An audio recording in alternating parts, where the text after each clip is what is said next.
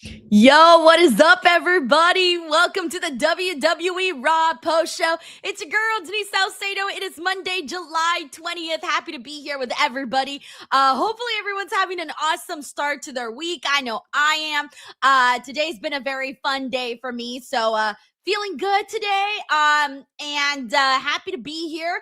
I have no idea what the hell this episode of Raw is going to look like because I noticed that they didn't really promote anything massively big on this show. At least not that I've seen. Like the biggest thing that I saw was LA Knight versus Jacob Fatu. So I'm kind of hoping that this edition of Raw isn't disappointing. So let's hope that we actually get an exciting show for us here today. I genuinely don't know what today's episode is going to look like. So we'll see what we end up getting. But hey, I want to make sure to give some shout outs here. I want to start off by thanking Sheldon Jackson. As always, Sheldon, thank you for being here. Thank you for supporting endlessly. We also got Henry Kiernan. What up, Henry? He says, hey, DWO. Denise, how are you doing? It's Raw time. Okay, dude, I can't even believe, by the way, that we are about 2 Raws until SummerSlam. Think about that. We are 2 Raws away from SummerSlam. Am I crazy? But it doesn't even feel that way. Like, I do not feel like we're 2 days away from SummerSlam, like 2 weeks away from SummerSlam. Like, it doesn't even feel like it's time already. Thank you so much, Henry. We also got Young Jamie in the building. What up, Young Jamie? Hey, he says, hey, Denise, let's effing go next weekend at SummerSlam. It's the weekend after that, by the way. He says, Nick Aldis returns to the ring, and now the CM Punk and Cody Rhodes feud just got interesting. Well, that's what I want it to get. I want it to get interesting. Like, I feel like there still needs to be, like, they need to turn up the heat so much more in that Cody Rhodes CM Punk feud. And once they do, I think we'll really start to feel like the ball is rolling. So, like, in the next 2 weeks, like, we really need to see them start to, like, amplify so much from what we've been seeing so far. Thank you so much, by the way, to Young Jamie. We also got IGN Sucho in the building who says, so excited for SummerSlam. So excited I bought the entire stadium for $5. Oh my gosh. Well, you know what? At this point, if they don't sell them tickets, you might end up being able to buy the whole stadium for $5. All right, let me bring the audio. All righty, guys, we're about to get started with the show. Thank you so much, IGN Sucho. We also got Ben Fosse. Hey, Ben, how are you? He says 9 match made for SummerSlam already. Is it really 9 matches already? I haven't counted them, but that sounds about right, actually, based off of what I know off the top of my head. Plus, I know that they added Gunther versus Nick Aldis. So, yeah, they are definitely starting to stack up that show. Thank you, Ben. Alrighty. And then, of course, we're coming off of Saturday night's main event, by the way. A pretty good show, if you ask me. I genuinely had a good time watching Saturday night's main event. Like, I didn't feel like it sucked or anything. I know some people probably didn't like it, but I honestly had a good time with Saturday night's main event. BTW, we got the Sniper 56. Yo, thank you so much for being a DWO member now for a whole year. He says 12 months of being a part of the greatest DWO. Dude, thank you so much, man. That's so nice of you to be around for so long and to be out here just showing some support. So thank you for that. Yeah, all right, let's see how everyone's doing, guys. Let me know what's up. How's everything? Oh, also, thank you for letting me know that the audio is good. Let me give some shout outs in the meantime. We got Mr. Tucker, hanging out with us over on Kick. We got the Sniper with us. We got Zeno Hour. We also got Danny Alpha. Shout out to Cloud Wrestling. We got Terrell Diggs, Joseph Boza, Andy Nershaw, Danny Alpha. Got Beyond Valdez, Bill W. from New York. We also got Jay Golden. We also got T. Miller, by the way, who says, greetings from Palmero, Italy, where my husband and I are celebrating our 21st wedding anniversary. Hey, congratulations. And there's absolutely no better place than to celebrate but in Italy. Eat up and enjoy the scenery. Amazing. We also got Brandon Rosette in the building. What up, Brandon? He says, I called the U.S. Bank Center box office to ask what time SummerSlam begin, and they asked, where can you show up? What? Oh, when can you show up? What? No way. Are you serious or is this a joke? Let me know if this is a joke, because if you're being serious, that's weird. Like, why would they say that? Detroit, the Motor City. And with Thank you, Brandon. 2 weeks to go to SummerSlam, WWE invades downtown tonight. Oh, where are they at today? The NHL Red Wings and the NBA Pistons. The Little Caesars Arena. Over 11,000 WWE. Oh, they're in Detroit. Okay. I've never been to Detroit. Detroit's actually like one of the bigger cities that I'm genuinely surprised that I've never been to, by the way. Here tonight, the Vision. They want competition. They want to fight. So they're going to get it. Tag team action with Javon Evans and Dragon Lee. Oh, yeah, we got the Vision in action today with Dragon Lee and Javon Evans. Penta, who defends his title a week from we got Penta and Chad Gable versus Rusev and Page, Ethan Page. With the #1 contender for the Intercontinental title tonight. Penta and Gable against Ethan Page and Rusev here on Netflix. The bloodline has arrived. Oh my gosh. Jimmy is definitely letting the gray grow in that beard, by the way. He's definitely letting that grow in. On Monday Night Raw, he takes on Oh, is this real? We got King Ian here who says that property cheap as hell in Detroit. Really? I mean, I'm not surprised to hear that, but I've never looked at the prices of Detroit. I've never been to Detroit. So at some point, I got to hit up Detroit.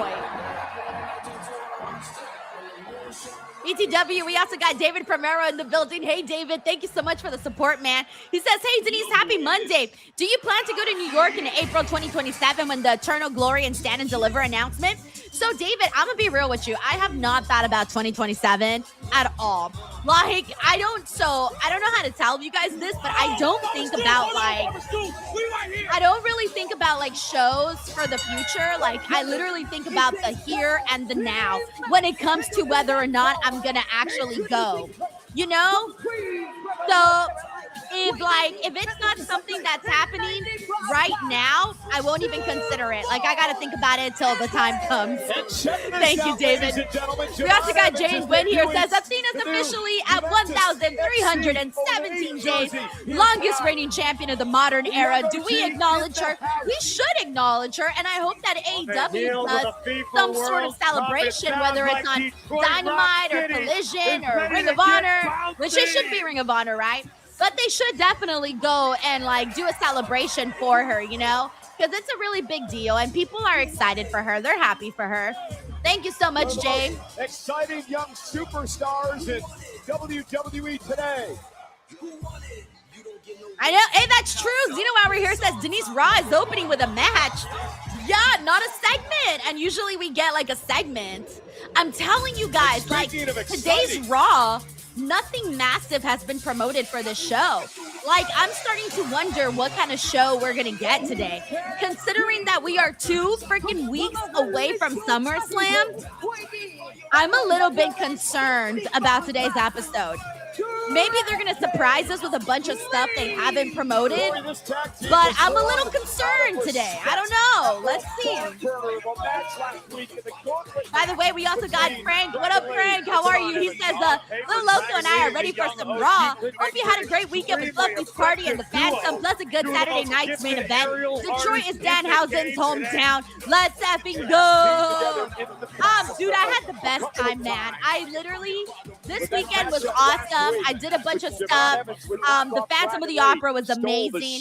Fluffy's birthday party was insane, guys. He had a Ferris wheel. A freaking Ferris wheel at his birthday party. And carnival games and all of this food. It was insane, man. Insane. It was one of the coolest things I've ever gotten to attend. And then they also gave us gift bags afterwards with really awesome stuff in there. Literally, they went all out. All out. And then the Phantom of the Opera was so good. It was so good. And the Palladium was, not Palladium. Pantages was beautiful. I couldn't remember if I'd been to Pantages, but turns out I have. I just couldn't remember that I'd actually been there. But anyway, so yeah, it's been a really good weekend. Feeling really good. Thank you, Frank. All right, let's see. No doubt about it, but the Vision has no intention. Wait a minute. Evans and Lee. Wow. Wow. before the opening bell. Oh my gosh. Okay. Javon Evans taking out. Yeah, exactly. We got a stir out here who says now that's a birthday party. Dude, yes. Dragon Lee. I can't even tell you how insane it was. I was telling my husband, I was like, I want to have a birthday party like this someday. And he's like, I love yeah, good luck with that. Dragon Lee and Javon Evans jumping the champions before the opening. We got the sniper here who says Braun has just been pushed to the bottom of the card. Insane, right? I can't believe he's like in this random ass feud. Crazy. Of course, the Miz is the current World Tag Team Champions. Okay, there's a sign in the front row that I want to read because it says something about the vision and something about lettuce. I want to see what it actually says, though. Shocked the world a couple of weeks ago. We also got Neon. Hey, Neon. Thank you for the super chat. He says, who's your soccer GOAT so far, Messi or Ronaldo? Okay, so Neon, you are asking probably the wrong person because I'm not like that knowledgeable on soccer. Like, I'm not kidding you. I just started watching soccer legitimately for the first time this World Cup. And I've seen like maybe 5 games in my lifetime. Legit. Like, I'm not an expert. I'm not even casual. Like, I literally just watch to be part of all of the fun for this World Cup, but I don't really like know that much about either of these two guys. I don't think I've ever even seen Ronaldo play. I've only seen Messi play, and that's because I saw him in this World Cup. But I don't think I've ever even seen Ronaldo play. Like legit, I don't even know. So I feel like I cannot pick either one of them. One more note on Heyman. Thank you, Neon. Very preoccupied with which is going to take place a week from this weekend. That, of course, Hell in a Cell with I don't know. Is anybody here a little your own question, Cole. A little like curious about what we're going to get on today's episode of Raw? I'm a little bit like Brock Lesnar where I wonder if we're going to get the pizzazz. Are we going to get the razzle dazzle on today's show? Like, I really don't know. From the young OG. Okay, everyone here is very curious about this edition of Raw. There goes Theory, knocked off the apron. Joseph Boza says, I'm like, WTF, I'm used to a 30-minute promo. Joe Guy says, I'm expecting this to be a mid-episode. Damn, that would kind of suck if it is, though. Breaker, DDT, cover by Dragon Lee. Breaker kicks out at 2. You know, the scary thing about the video, I wonder if this is an episode that might surprise us and be shockingly good, or this could be like a god-awful episode. We'll find out. Way ahead of schedule. Dare I say stronger than ever. Sniper says I'll catch the highlights, Raw. I hope not. I really, really hope not. I need this Raw to be good today. And now back to the top rope. Braun Breaker back to his feet. Crossbody and a slam. By the way, we got Brandon Rosen here who says the Vision was supposed to be a stable to give Braun Breaker a main event push. Let that sink in, right? I mean, remember that day that Braun Breaker joined? We're at a commercial break. Remember that day that Braun Breaker joined the Vision? It was like a really early edition of Monday Night Raw, where I think we were up at like 5 a.m. that day. Like, at least for me in the West Coast, it was 5 a.m. And I remember being like, oh my gosh, you know, this show better be worth tuning in for at this hour, right? And I remember when Braun joined the group, I remember thinking, yes! Like, I didn't care about the group until Braun Breaker joined. And I remember thinking that Raw, I was like, you know what? Waking up at 5 a.m. was worth it because I got to see Braun Breaker join the Vision. And I remember thinking this is going to be like his big breakout. Then, like, you know, it's going to be so good. They're going to do Seth versus Braun Breaker, which they eventually did do that. But I thought, like, oh, and then, you know, Paul Heyman's gonna like have Braun Breaker's back like 100%, and he's gonna help Braun Breaker become the next Brock Lesnar. Like, I remember thinking all of that. And while we got some shades of that, we didn't really get the whole enchilada. But on the bright side, though, I did very much care for the Seth Rollins Braun Breaker feud. I felt like that definitely. I felt like I liked that more than WWE pushed it. Like, I don't feel like WWE pushed that feud the way that they would push a CM Punk and Cody feud or a Randy and Cody feud, right? But it was the feud, though, that I thought was genuinely good from what we were seeing. Thank you so much, Brandon. We also got Sheldon Jackson. Hey, Sheldon. He says, just got to say thank you to Spain because I won money from picking them to win the World Cup before the tournament began. And yesterday it paid off. Shut the front door, Sheldon. No way. Shut the front door. Oh my God. Now I'm curious. I was like, I want to know how good it went because especially if you place the bet before the thing starts, like that's when you cash in like some serious money. Like that's when you make bank that I know of. I don't really know that much about like betting and sports and things like that. But the times that I know my husband's placed bets, like he'll always tell me like, oh, like he won't bet that much money, you know, because like, we don't want to, risk it, right?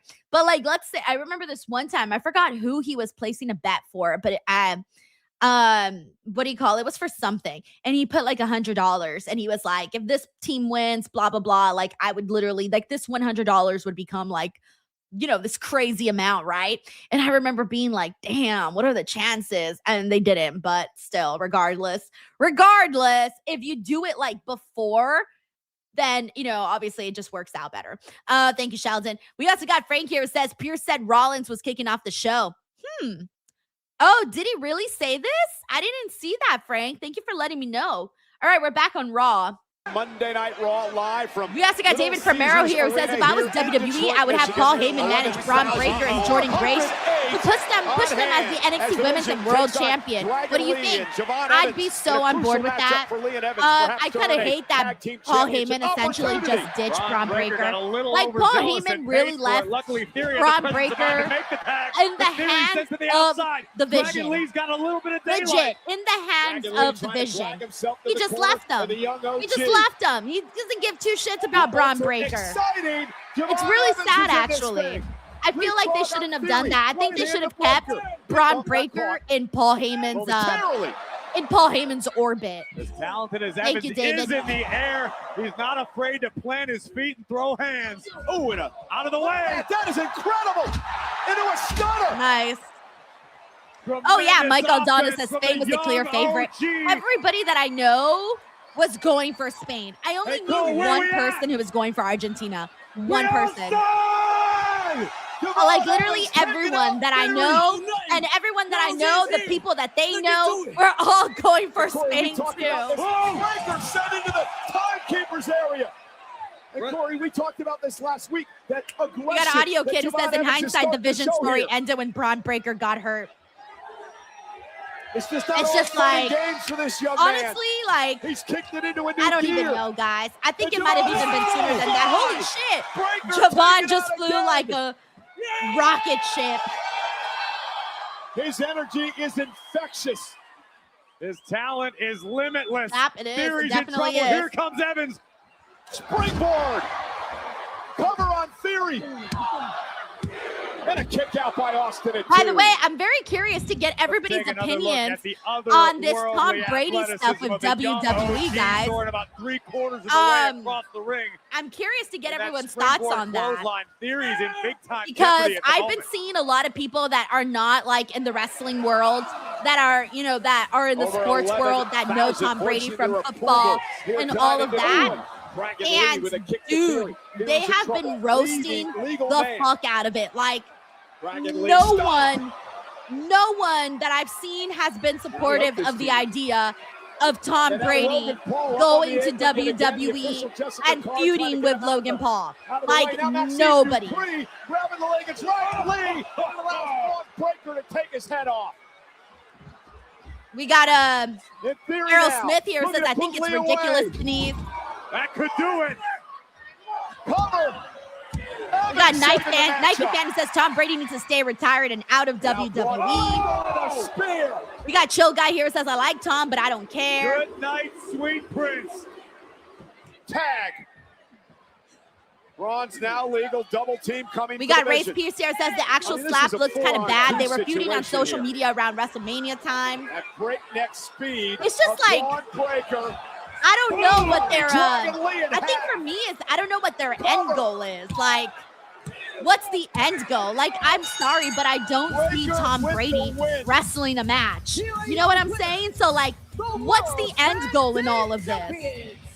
That's the part that's got me like wondering what is happening. Theory and Breaker now beating down Javon Evans. I said, Corey. So Russell from Texas, in case you haven't seen, apparently Tom Brady is reportedly having ongoing conversations with WWE, like to come into the company and do like something. And he's already been like, here's Tozawa coming out with Otis going after the Vision. And he had that moment on Fanatics Fest where he slapped Logan Paul. And then prior to all of that, if you remember, Tom Brady was doing the whole like, oh yeah, wrestling's cute, but like it's not like football. And then they had the whole podcast stuff where Logan Paul was like trying to defend wrestling, but then Tom Brady was like, no, you're stupid, blah, blah, blah, blah, blah. And so like it's been a while now, like since the initial podcast and what went down with Logan Paul and Tom Brady to like now. And now apparently they're being like actual conversation. A one-man wrecking machine. Like a runaway bulldozer. Super splash in the corner. Theory knocked over the top rope to the floor. Yeah, and like he did a podcast with Cody Rhodes at Fanatics Fest where he like said like there's a possibility he might get into the ring. I don't know. To get him. So that's kind of like the cliff notes of that. But yeah, I haven't seen nobody that is like genuinely interested. Oh shit. Prop Breaker just speared Otis. Otis is down. Now the attention turned to Tozawa. And a big left hand by Theory about knocks Tozawa out. I want to care about this, by the way. I'm trying to care about this. Otis now attempting to come to the aid of Tozawa. This is going to be an exercise in futility. Maxine making the climb to the ring post for the best seat in the house. Sickening. Break it! Break it!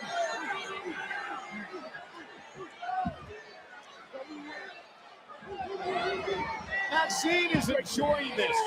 She spent years with Otis and Tozawa. Been dreaming of this moment. Oh God! Oh God! Ah! Spear by Braun just speared Otis. While Maxine watches like she's on a throne. Has that woman no heart? You got plenty of heart and other attributes as well, Michael Cole. We got Paul McNeil who says originally from East Boston, Brady is retired. It's not doing anything to his legacy. That's absurd. He's a legend, period. And let's be honest, Tom ain't wrestling a match.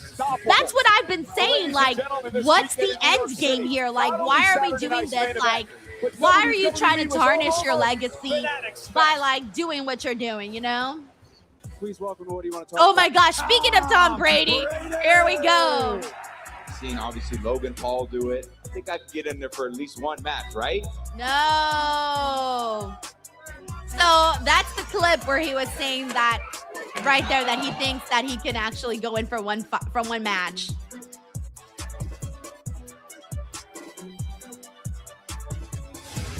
Like, I'm sorry, but I just don't see Tom Brady being able to do a match, guys.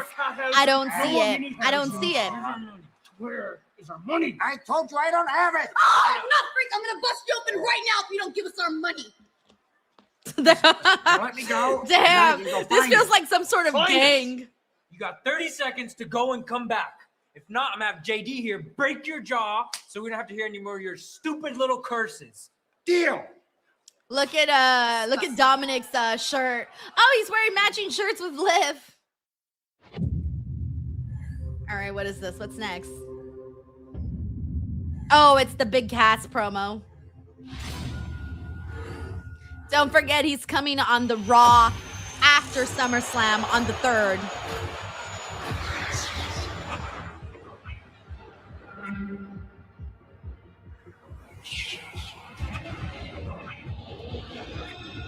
Oh, they're showing highlights of like his past, his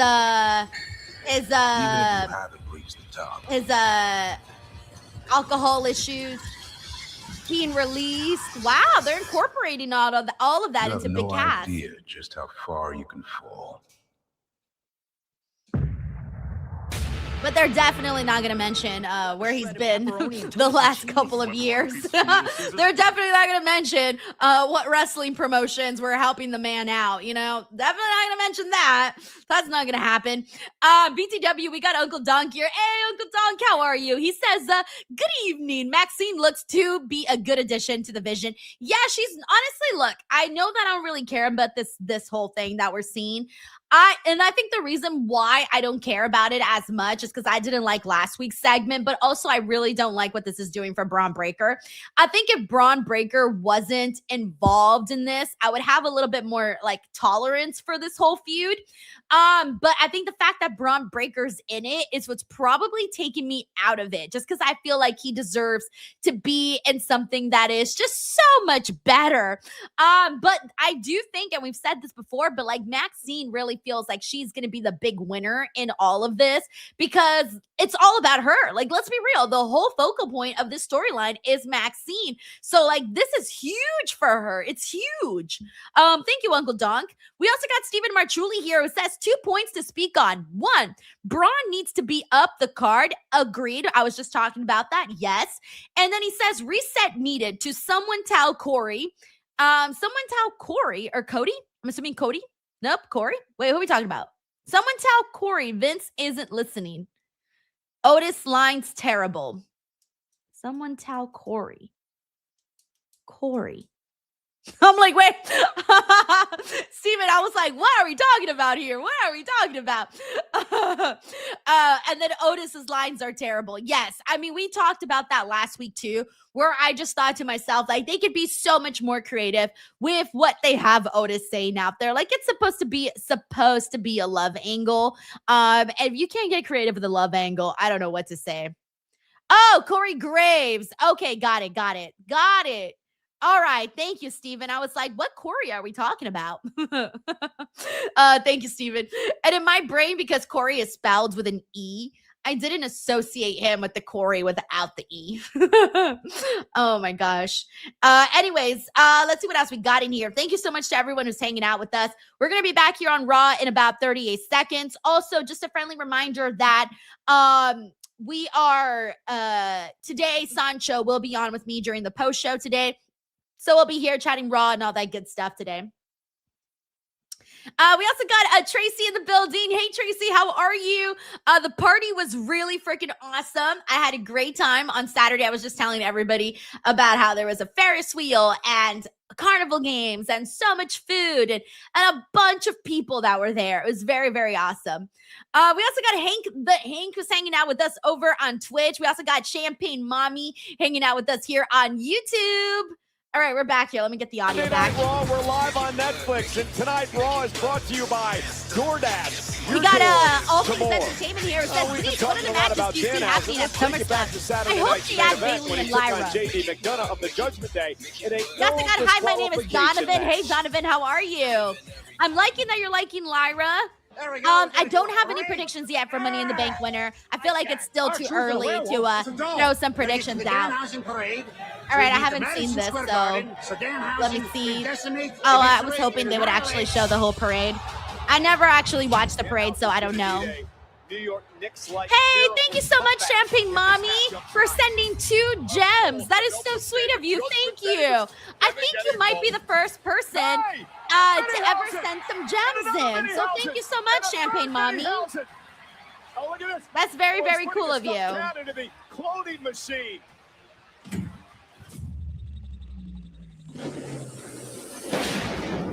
It's Danhausen. Yeah, I did like the Danhausen stuff a whole lot on Saturday night's main event. We got J Rock Dog here who says, never been too over on Big Cass, but that was the return package was lit. That was a good return package. The fact that they're touching on the dark side of his life, that's going to be interesting. We got Uncle Donk here who says, with all that fuss with Paige, what did she do? What's with all that fuss with Paige? What did she do? What did I miss with Paige? Oh, is it because she said she wasn't feeling AEW? Is that what you're talking about? I saw something along those lines. Sorry, guys. I've been offline all day today. So anything that happened today on social media, I was not on social media today. But I did see something along the lines of her saying like she really wasn't feeling AEW, like it just never was her home. And I'm like, okay, that's. I don't think that's an issue, right? Like if that was, she never felt like it was her home. I get it. But at the same time, I do find it interesting though, because she did have like a couple of noteworthy moments there. The big one really being her winning the AEW Women's Championship at All In. Like that was a massive thing for her in her hometown. So I think because of that moment, I would see why people would be like, hey, like that kind of sucks that like you got this really amazing, beautiful moment happen, and then like you weren't, you know, feeling it, right? Hello, Detroithausen!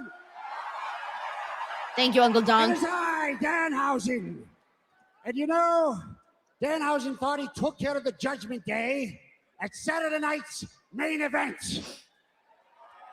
However, they seem to still want their human monies back.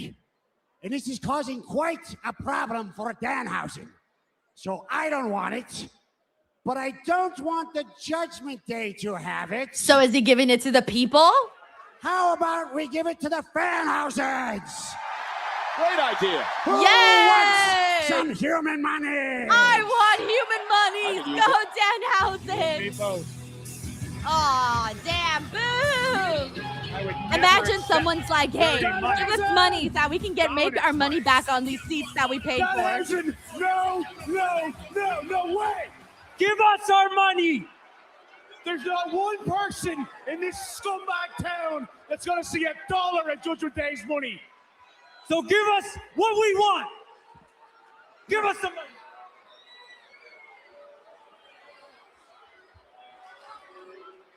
You going to hand it over? I just have one thing to say, okay? That race piece says she should be giving out SummerSlam tickets instead. First out again. Oh, Danhausen, come on, somebody. This is a 2-on-1. Look at Liv Morgan laughing about this. This is cathartic for Liv. She's been cursed on multiple occasions. So is Dom, so is JD. This is what you get, Mr. Danhausen. Well, Liv isn't going to the ring today because Joe Hendry's coming out to help out Danhausen. Maybe Danhausen whispered his name. John, that's Joe Hendry. This John's kid. Look at Henry with a fall-away slam. That's the mega champion, for God's sake. Oh, remember what happened last week? Oh, no, Henry Liv got the money. Now she's running away with it. And JD McDonough. The important thing is the money has been reunited with its rightful owner. Joe Henry coming to the aid of Dan. Tanisha Hicks says nobody said his name, though. Got some decency around here. Well, ladies and gentlemen, let's show you this. Well, you know what? They got their money back, so let's see if this feud is over or not. I doubt it, because now Danhausen has to do something about this. It was the right time, the right guy, and the right moment. By the way, Ebony, thank you so much for sending some gems. That's so sweet of you, Ebony. She sent 210 gems. That's so cute. Thank you so much, Ebony. I'm telling you, gems, I think it's like a new thing that YouTube's doing. I'm not really sure how they work or anything, but I know I think they're like trying to be like TikTok, because you know how like TikTok, you can send like all these like little cutesy things. I think that's what they're trying to do with like gems and things on YouTube. Career-long journeys finally culminate in Minnesota at SummerSlam. The OTC, the World Heavyweight Champion, Roman Reigns, will defend his gold against the former World Heavyweight Champion, the man who never lost it, Seth. Like, my question is like, are we gonna see Roman on today's show? Are we gonna see Seth Rollins? Are we gonna see Oba? Like, who's our big stars that we're seeing on today?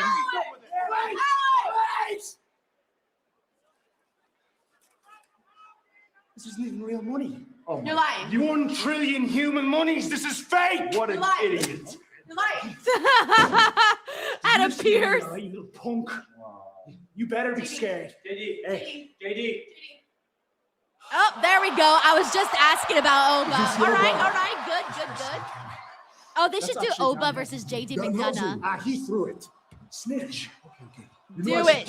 Let's not do that. Here, give me this. You guys seem to have a little bit of an issue. How about we settle it in the ring now? Yeah. I think that would actually be a good match. This and everything would be good, right? Honestly, I think that would be a good match. Hits official. Great. It's Donhouse's money over. That's not fair. What do you mean it's not fair? It's not fair. Dumb. You know what? You're right. It's not fair. You can face Joe Hendry later tonight. What? Let's go to the ring. Hey, it sounds like money to me. No. Wait, so they're doing Dom and Joe Hendry and JD and Oba? Do you believe in the Okay, curse now? I see. I'm starting to. Oh, and it's next. All right, nice. Guys, I was starting to worry. I'm like, yo, where are all of our big stars on this show? Like I said, we weren't seeing them be promoted, so like I wasn't sure who these big stars were going to be.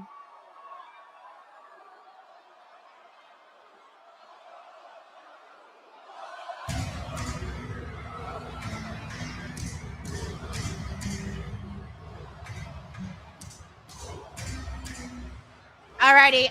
In the meantime, though, I want to shout out Jay and Gwen, who says, possible idea for Becky. Have her go for the U.S. title. Then she can start ranting that she's the first real women's Grand Slam champion. Thoughts? That's a really good thought there. I'm going to be real with you, though. I don't want to see Becky in the Intercontinental Championship scene anymore, though. I feel like we saw it so much that I'm not really like clamoring for it at the moment. So I'm gonna say like sounds like a really good idea, but if it's honestly up to me, it's not something that's gonna like keep me up at night because I'm thinking about it, you know?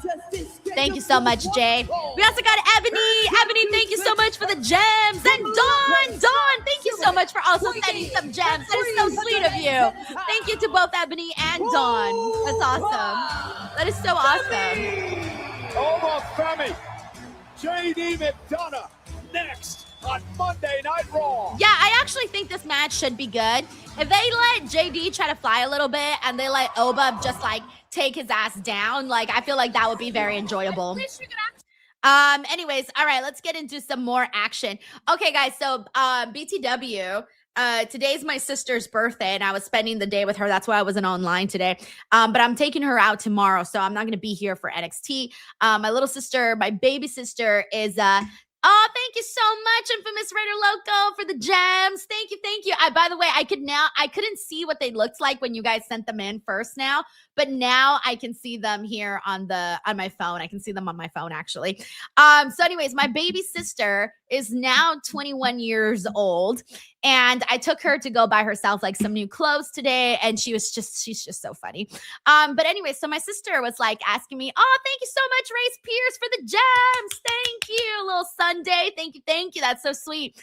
My sister, she doesn't know anything about wrestling, like nothing. Like, she knows The Rock, but she didn't even know he was a wrestler. Like, she thought The Rock was just like an actor.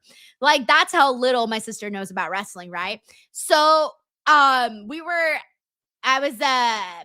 came up today during our, like, we were at the mall and something came up where we were talking about like WWE, and she was so confused by this, but it was so funny because I was trying to explain to her the difference between WWE and AEW. And I was trying to explain to her tribalism because she was like, she like no idea what any of this was, any of this meant.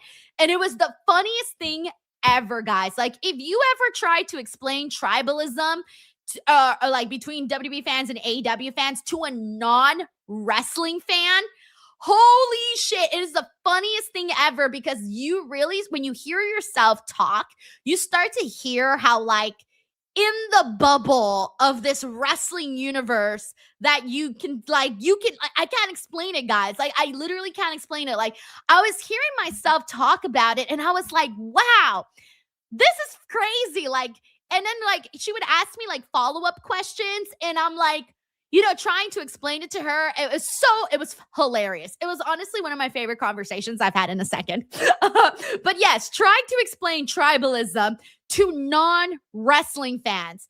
And they're gonna ask you questions that are so amazing. And you're just there like, yes, I know, but you got to understand from like a wrestling perspective. It's so funny. It's so funny. By the way, we also got Brandon Rosen, who says, here's some birthday coin for your sister. That's so sweet, Brandon. Thank you so much. Yeah, I'm very excited about tomorrow. We're taking her out. And yeah, today we kind of just went and did a little shopping, and we went to go have dinner together. So a very nice little day that we spent today. We went to the Lazy Dog Cafe. If anybody's been here to the Lazy Dog has an amazing Cajun fries. Absolutely not. I can't blame him. JD was Thank like you, the Brandon. smartest guy in Detroit right now.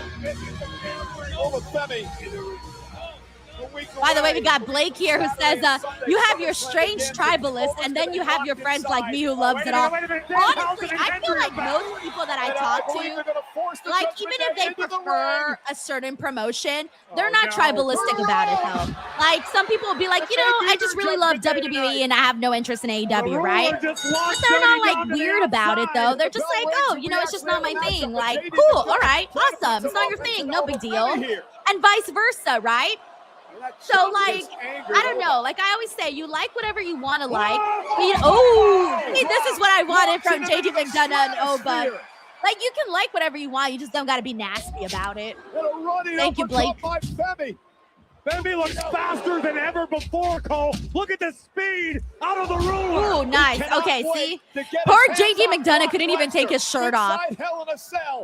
Take your shirt. Oh, actually, I really like. He's wearing my crush on his shirt.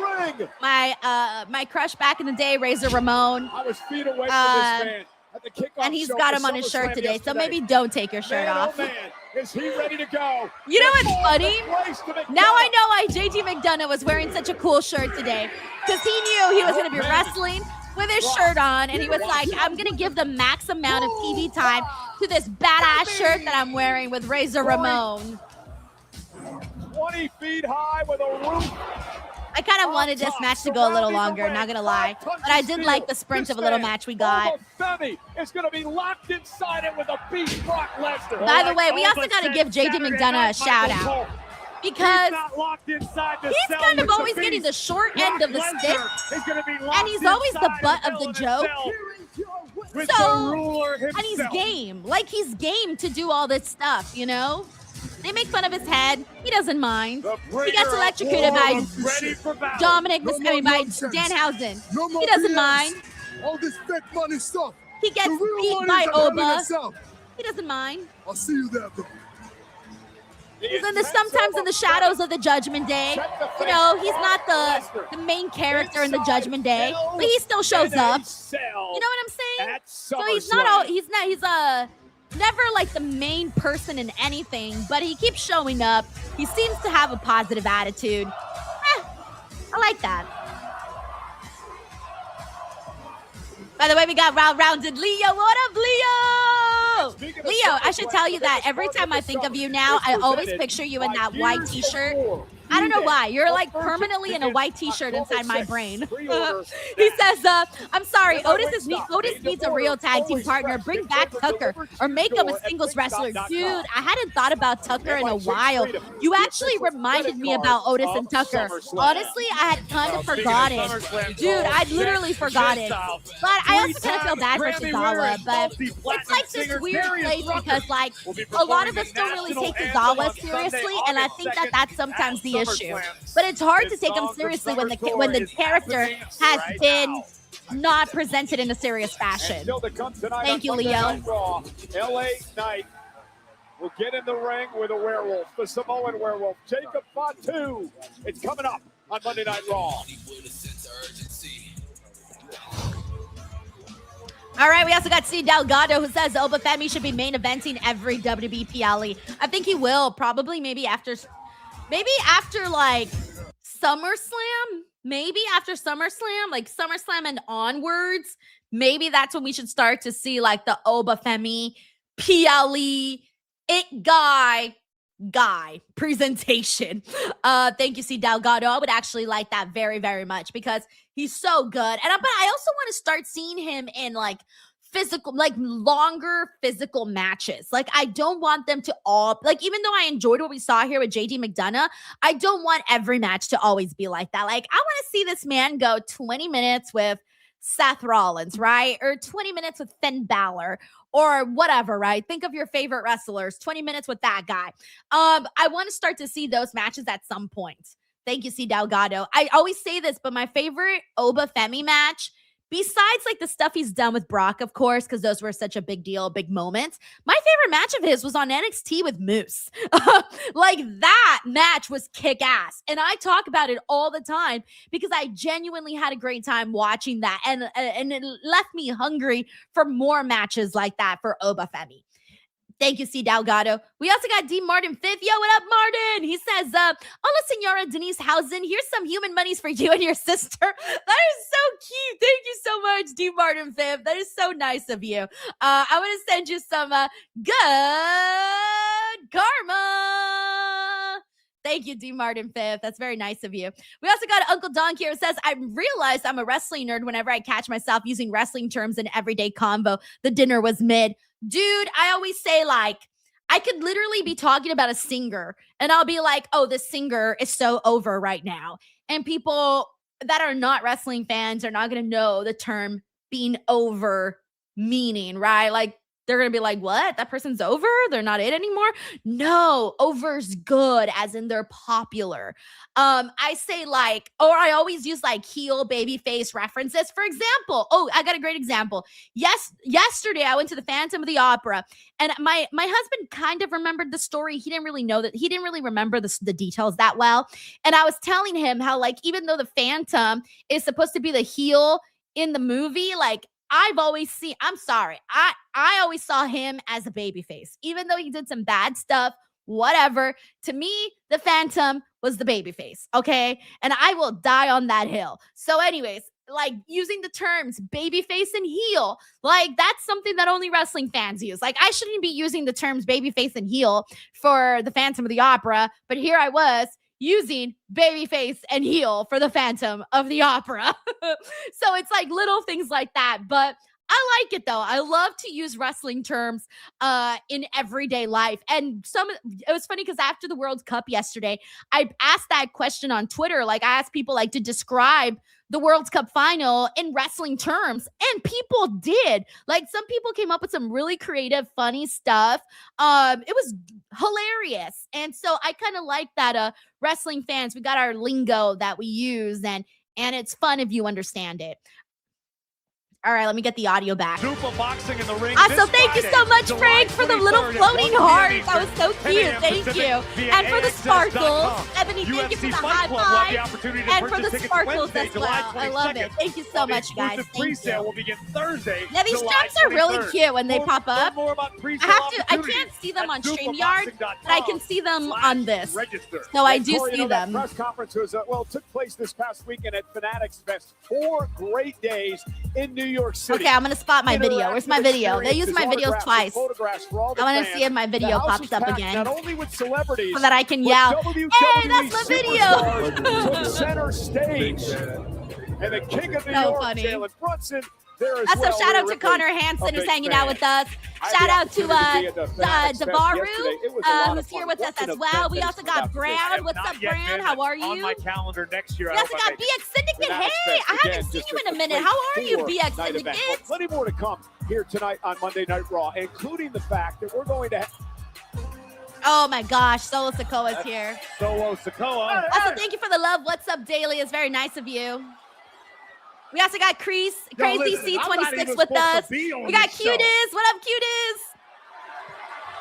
But listen, I'm not even supposed to be on the show. I got a proposition to make. Dude, does Solo Sikoa not do laundry? Bro's in the same fit every week. Get out here now. Bro, you need a new fit. Sebastian Landa says, why is Solo here? I have no idea, but he's about to do something with Seth Rollins. Also, shout out to Israel, who's here with us as well. Randio says Sancho salivating. He's like, yeah. LA Knight's about to be part of this.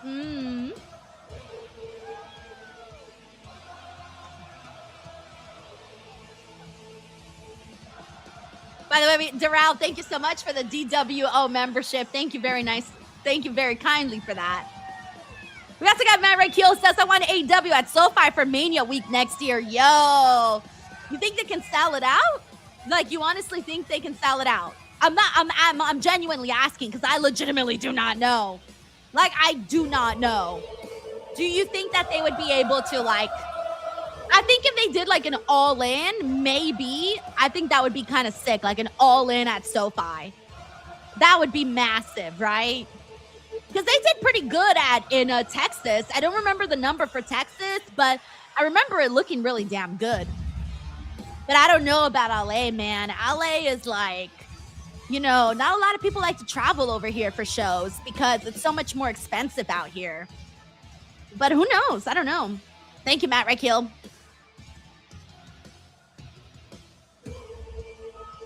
We got Julian here says might be able to sell the Forum, not SoFi, or maybe Intuit Dome. Maybe Intuit Dome.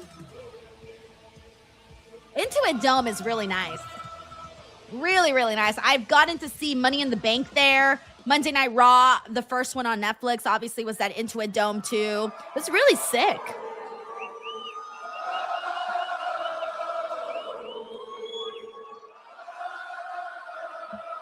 I feel like Solo Sikoa needs to go in Seth's closet and find some new fits. Go here. Let me be the first to welcome you to Monday Night Raw.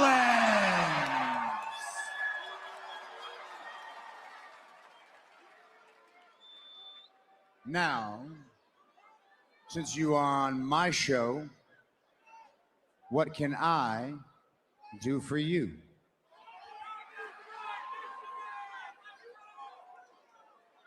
Are we talking or are we fighting? Fight!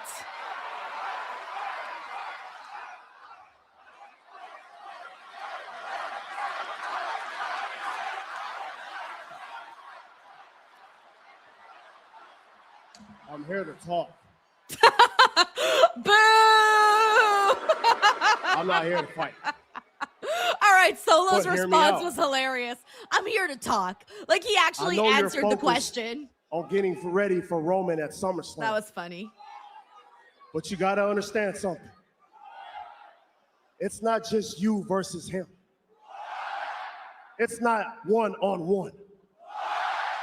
It's you versus the whole damn bloodline.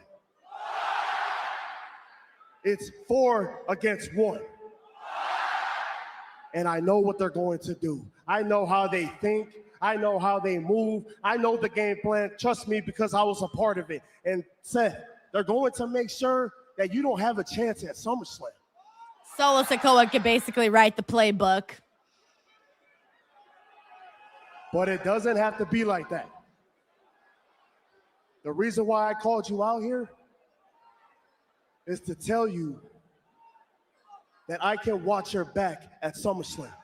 Oh, that's very sweet. You know what, Solo? That's very nice of you. You got to give some love to Solo for that. What a nice guy. What a pal.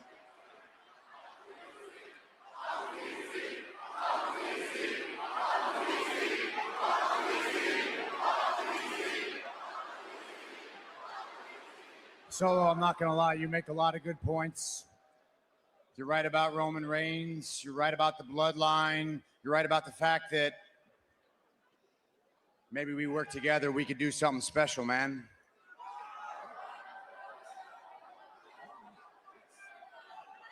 Yes. You know what? I'm sorry, but everything Solo think does about is it. kind of funny without me like think trying about it. to be funny.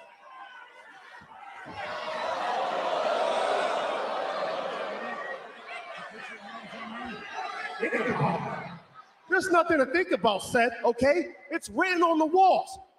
Trust me, that's the game plan. It'll work. Look, the same thing you did years ago for Cody, that defeat Roman, I can do the same thing for you. Oh, wow. I feel like Solo Sikoa is trying to audition for this job, you know? All that's missing is a resume.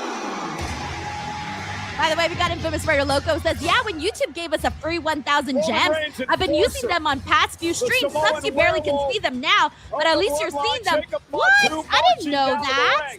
Like, literally, I barely got to see them right now. That's insane. Oh my gosh, Frank, now I feel so bad. I hope you didn't think I wasn't acknowledging you. I literally didn't see them until, like, today. I think what it is like, because I stream on StreamYard, it might take a second to get certain things. Like, oh, see, like, that is so cool. Look, I'm seeing, like, a big giant, like, that is awesome. That's pretty cool. Yeah, I love them. They're awesome. But I didn't see them until now. Like, literally, I was barely starting to get the notifications. At SummerSlam. It's just that sometimes, you know, it takes a minute for, like, these websites to, like, link everything up together. Like, for example, Twitch allows vertical streaming. However, it's not yet on an option on my StreamYard. So because it's not an option on my StreamYard, I can't do it on Twitch yet, even though it's available. So it's just those things where, like, sometimes the updates take a second to hit the StreamYard. Thank you, Frank. Also, thank you so much to everybody sending those really cool little gems. We got Israel Aguirre. Hey, yo, DWO member, welcome. What did you guys think of that Seth Rollins solo segment? I liked how Solo came off in this. I didn't like how Seth came off on this a little bit because I get why he's wary. Like, I agree with him. Like, he should be wary of trusting a former blood uncle. Like, he should be worried about trusting a former bloodline member. But still, at the exact same time, like he said, he's got he's got the questions and the answers. He's got the whole Q&A sheet. I said a long time ago when I swore I'd win that championship because Chad Gable is taking that. These are so cool. Thank you, Brandon Rosen. He says, I'll read this right now. 1 second, actually. Why I'm Penta. That's why this is here with me. ¿Y sabes por qué? Porque yo soy Penta, el cero. All right, we got Brandon Rosen here who says, I feel sorry for Solo. I feel like his character is stuck in limbo since MFT got split. At the moment, it looks like they're trying to make him a babyface, but it's not quite landing. Yeah, I think, like, eventually it will, though. Honestly, like, if we have a line, let's say this is the line, and we got heel annoying Solo Sikoa and babyface loves Solo Sikoa, I feel like we're leaning more in this direction than we are this direction. So I do feel like what they're trying to do with him the last couple of weeks has been working. We've been making, like, subtle movements, but we're moving in the right direction, though. Thank you, Brandon. We also got wild card Chris Bell. Thank you so much for the finger heart. That was so cute. And for the flower from Big G. Matt Raikeel for the sunshine. Wild card Chris Bell for the floating heart.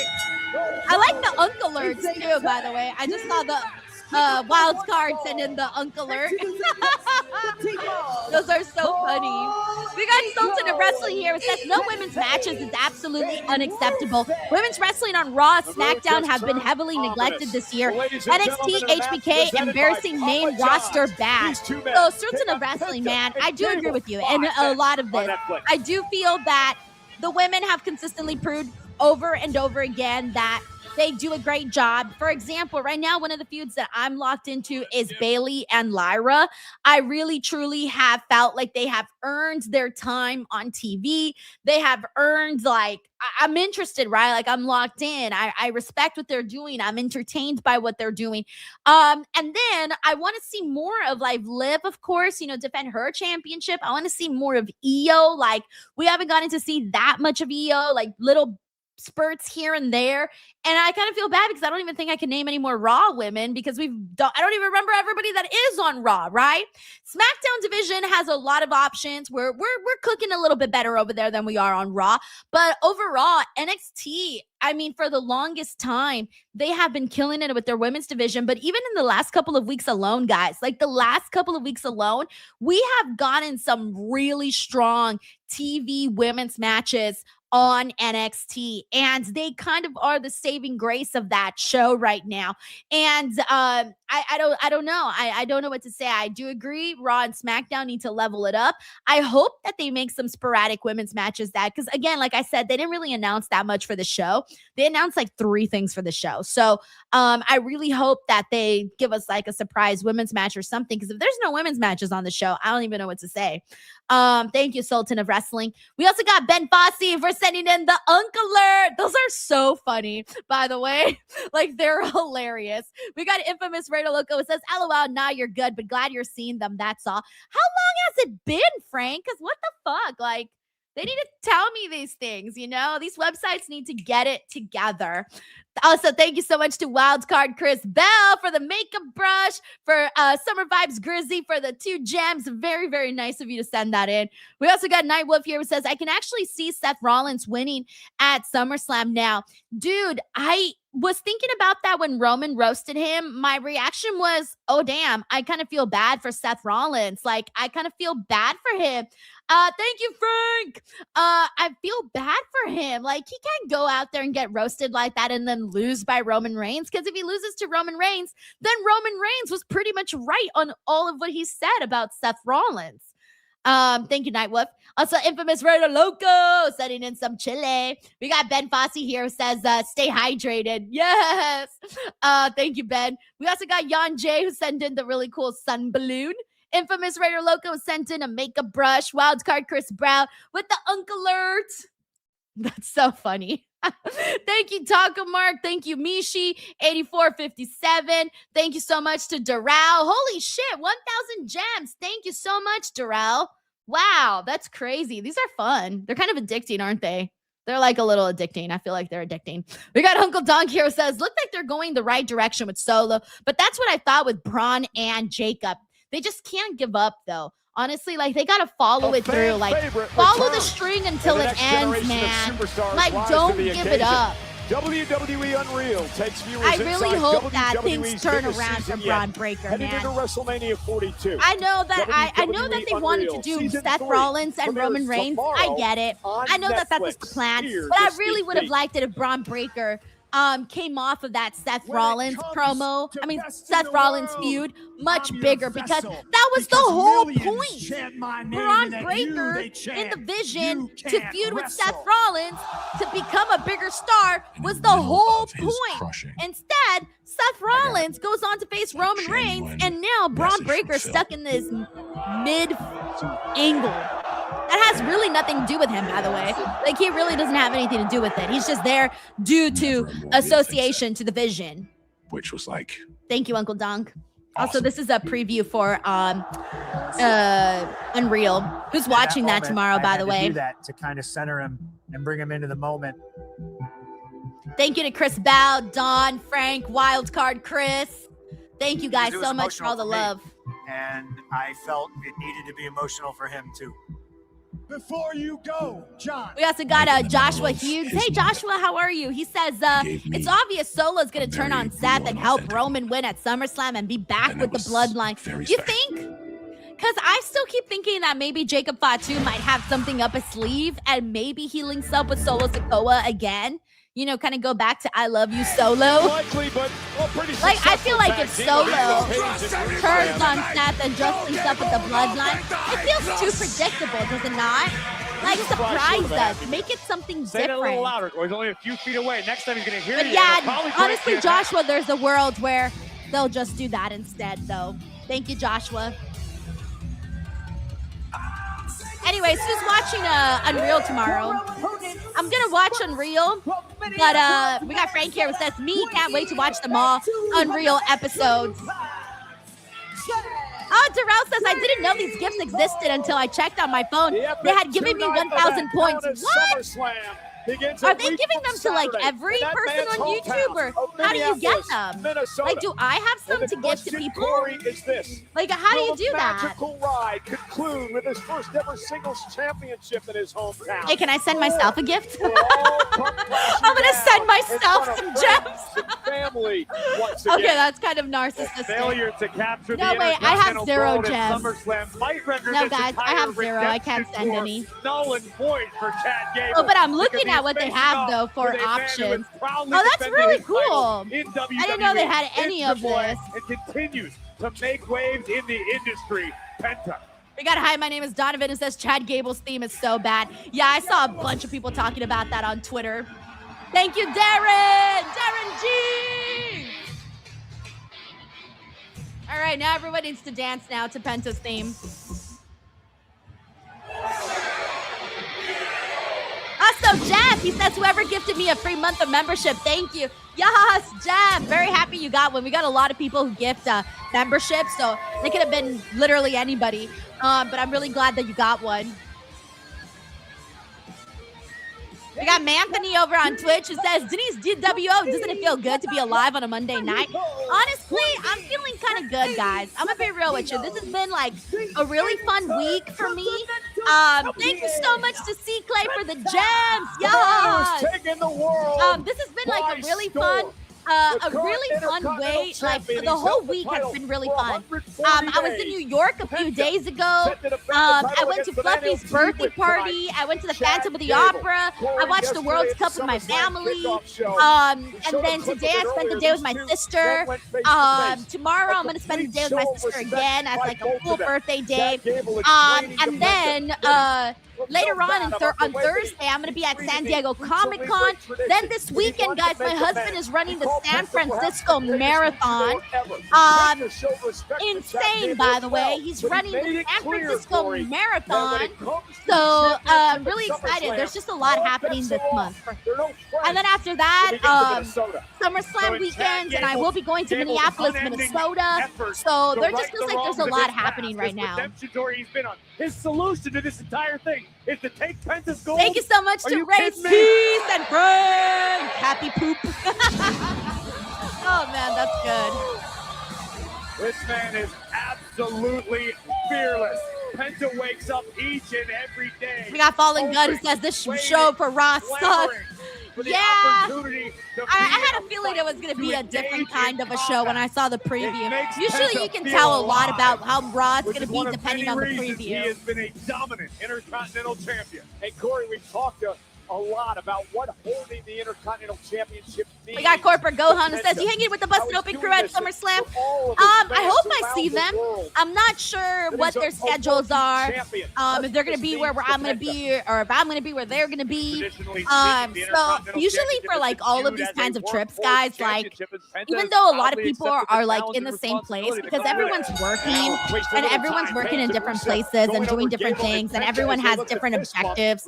Sometimes you see each other, sometimes you don't. Sometimes you see somebody for like a quick 2 minutes or 20 seconds. And yeah, so like even though you're in the same places sometimes, you don't actually get a lot of FaceTime with people because, you know, people are working and, you know, all of that. Throw respect right out the window. What this is for both Penta and Gable. Covered by Rusev, hook of the leg. The better question is this. I wasn't done giving you my answer yet. Go ahead. Gable and Penta are in extremely close quarters right now. They're allowing Thank you so themselves much, to be studied Ebony. by the Thank opposition, you. masquerading as a partner tonight. This is not a great strategy by either man, in my opinion. The better question Mike Aldana, it's a full marathon. You really 26.2 miles. And then after that, he's doing an ultra marathon. 2 weeks after in Malibu or something. And that's 32 miles, I think. Yeah. I'm talking so like only. he's been like he's been training a lot, like a lot. I went with him on one of his training days and I was like dying. And obviously I didn't do nothing like what he did. And I walked, to be honest with you. But he's also has to get, so he's doing the ultra marathon too. And that one's going to be like over 100 degrees. And they said, like the marathon people, the ultra marathon people, they said that only that only 40% of the people who sign up to do it actually complete the ultra marathon. So yeah, that one's gonna be after the San Francisco. That one's gonna be in August. So he's got the San Francisco Marathon this weekend, and then in mid-August, the day before his birthday, is when he has the ultra marathon. And that's the one that's like the big one in my opinion, because that one's gonna be in the mountains. It's trail running. So it's not like, you know how you run on the streets and things like that, or like, you know, wherever. It's not like that. It's in the actual mountains. So you're like in the trails, you have the elevation, then you have like 100 degrees, and they give you a certain time frame. Like you got to finish within like a certain time frame, or else like you done, right? Like you ain't gonna make it. And so yeah, so he's doing that one, and that one's been like, he's been training for that one for like months now. And he's been having to train. He's trained also like in extreme like weather where it's like really hot. Because I was telling him, I'm like, dude, if it's gonna be like 100 degrees, like you got to train when it's hot, because you got to get used to that weather so that you don't fucking pass out in the mountains. And I keep telling him that I want to put like a AirPod on him, like those AirPod tags. And he was like, no, he's like, I'm not going to have you track me. He's like, that's so embarrassing. And I'm like, yo, what if a bear eats you and I don't know about it? Like, I want to track him, but he doesn't want me to track him like a little baby. But I'm like, yo, I need to know where you're at in these motherfucking mountains, guys. Like, it's a fucking mountain. Like, I need to know where you're at, bro. But anyways, I'm still fighting that battle. Let's see if I can slap an air tag on him. So yeah, it's gonna be crazy. It's gonna be crazy. Yeah, to Lost Channel says ultra marathon's a different level. Yeah, they say that with marathons. Like people always ask you, like, what's your time, right? Like, oh, how long did you finish your marathon in? Blah blah blah. With ultra marathons, it's just, did you finish? That's the thing. Did you finish? Did you make it? So yeah, it's crazy. It's very crazy. Yeah, Jonathan says, what if there's no service? I was thinking about that too. And I was just like, you know what? I'm just going to have to trust that it all works out, right? That's it. Cause I'm like, I can track him also on his phone, but like I said, I don't really know but they do have like stops and stations and things like that. So I'm hoping that obviously, as long as it's like nicely organized, that they have people that are, you know, vigilant of their runners and the people there. So we'll see. It'll be crazy. Tezzy Tez says, put it in his shoes. I told him, I was like, can I ride a bike next to you? And he was like, no. He's like, they don't allow that, Denise. And I'm like, oh, damn. So yeah, it's kind of crazy. Thank you so much, Frank. We also got Matt Rakio, who says, I'm in Orlando next Wednesday and relaxing and reuniting with my best friend after 15 months. We're watching SummerSlam and Dave & Buster's. Yo, Dave & Buster's is pretty fun to watch, like shows and stuff. And then you can play games afterwards and you can eat a lot. And they have pretty good food at Dave & Buster's too. So I think you'll have a really nice time, Matt. Tag team matchup. All right, we're back here on Raw. Just in time. Paige is out there mouthing off to me. Doesn't like it. Daryl says, do air tags still work if you're eaten by a bear? Respectful exchange. That's so funny. I have no idea. Maybe like the bear will eat it, but then maybe he'll shit the air tag out afterwards. Because right across the river, he's a national hero. Like honestly, like for me, like I'm not scared about like the running itself. I'm scared about the heat and the animals. Looking to rally cross body to Rusev. And now Penta has an opportunity to try to make a tag. He was actually recognized, Paige was. By Thank you, Frank. Tag. And here's another tag, and it's Gable and Paige now, the legal men. Gable knocked off Rusev and Paige in the finals of the gauntlet match last week to earn his SummerSlam. You know what? On the bright side, though, this show is match heavy, which is good, right? Like, this is our third match already of the show, is it not? Whoa, what a throw! We had the opening match, we had the Oba match, and now this match. That's 3 matches already. For a Raw, at this time of the show, we don't usually have that many matches by this point. A lot of pressure on this young man. Johnny T says he'll track the bear. Angle slam! Cover! Really, Jay says animals don't really bother people. If anything, the sound of him running might make them run away. Oh, I didn't know that. He has a chance to do it in front of his friends and family. And this is awesome. Andre here says, I ran the Kentucky Derby Festival mini marathon with a regular wheelchair back in 2001. I have cerebral palsy. Good luck to your husband. Dude, the fact that you did that is fucking amazing, man. Holy smokes. Andre. Seriously, that's an amazing accomplishment, man. I'm really happy you were able to do that. By Rusev. And Rusev almost lifted up. Gable not able to Yeah, do it. Darren Golson says no Needed win the matches spine and a yet. kick right to the side of the head. Yeah. Great double team Let's by Rusev and hope we get Page. some of that in the Rusev second hour. plants Gable. Cover. Is it enough? And Penta with a kick. Bro, that was a pretty nasty kick. I always feel like anytime wrestlers get hit in the back, for whatever reason, I think it's far more painful to get hit in the back than it is in the front. Call me crazy. I don't know. Page sent out of the ring. I feel like because when you get hit in the front, you see it, so you anticipate the pain. And in the back, you don't see it. So when you hit the pain, it feels like worse because you didn't get the chance to anticipate it and mentally prepare for it, even if it's like a split second of preparation. If you want to get into a fist fight with Rusev. Gable holding his own.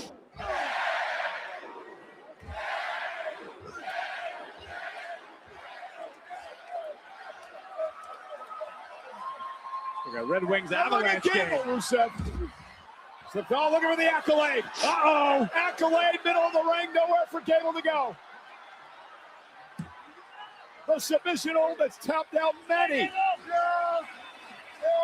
Won Rusev championships. Gable may have to drag himself into SummerSlam with a busted back after this.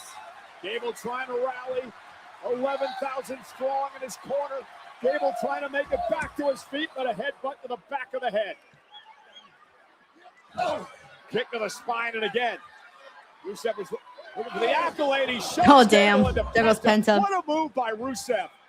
And now Gable able to escape out the back, looking for the ankle lock. Thank you so much, Ankle lock Henry. on Thank Rusev. you. That's Rusev, who's in trouble. Page trying to come into the ring. Oh, Penta. nice. That was some good Mexican little destroyer. teamwork there with Chad Penta. Gable and Penta. Takes out Page. Gable All right, there you go. There you Rusev. go. Rusev tap. Matchup. Here are your winners by submission. The team of Chad Gable and the Intercontinental Champion, Penta. I'm trying to get into the song, but it's not I'll working. give credit where it's Thank due. you, An Frank. incredible effort by Gable and Penta, who managed to work together very effectively. Yeah, I'm trying to like Incredibly effectively vibe with even, it, but it's also not including really the my style of assistant music. Mexican Like I don't really like destroyer, those which allowed Gable to like that. grapevine his I don't know. I don't way really like that cinch in the kind of ankle style of lock. music. Rusev left with no choice but to tap out. I'm a big Chad Gable guy. Aside from when he turns every arena into the world's biggest dad rock concert. We got Uncle John here says, I think Penta and Chad will be a banger. Yeah. Oh yeah, it will. Speaking It of will. allies and opponents, Seth Rollins and Roman Reigns, a long storied history. As Mono we King says, did you lose views now that WWE is crap, or is it the same? So I do like a year-over-year comparison of like views and stuff, and yes, we are down in terms of like overall views on the channel. If I compare June of last month's June to last year's June, it's down. July, I haven't checked July, but I'm pretty sure it's down from last year's July. So I always do a year-to-year comparison, and the last time I checked was for June. I decided not to check for July because I checked June 2025 versus June 2026, and I nearly had a heart attack. I was like, oh my God, what is going on here? And yes, I think it was down like 50% amount of views, like half of the viewership that I had in June 2025 versus June 2026 was like down by 50%. So like that's just what's going on, guys, and it's happening to everybody. Like I've talked to every single person in this space, and everyone is going through something similar like that. And you're just like, and when you look at like all that we were covering during this time last year, there was just so much more going on, guys. Like it was a heavy, busy period during these months last year, whereas this year it just wasn't like that. Come on, hit me. Hit me. Come on. I know you want to. Come on, Jacob. Oh. But you can't, can you? No. I know this game. You are under strict orders from the tribal chief not to lay a finger on me. Sucks to be under direct orders. When I beat Roman at SummerSlam, do I get his title and his bag boy? Oh, damn, his bag boy. Okay. You got Fucked one up up. on me earlier today. I bet it won't happen no more. And if there's anything left of you after SummerSlam, I'm gonna beat your ass. If I was Jacob Fatu, I would have said, if there's anything left of you, you're probably going to be begging for the bag boy position, bitch. I'm sorry. I feel like Jacob sometimes Fatu will be the in best action later insult tonight is against when you LA use Knight. people's own words against them. And sometimes I feel like we don't see enough of that in WWE, you know? Like, think about it. If someone told you that during an argument, I would use it to throw it back in their face. Like, I'm going to use your own words to hurt you. You know, I think they should do more of like that type of stuff in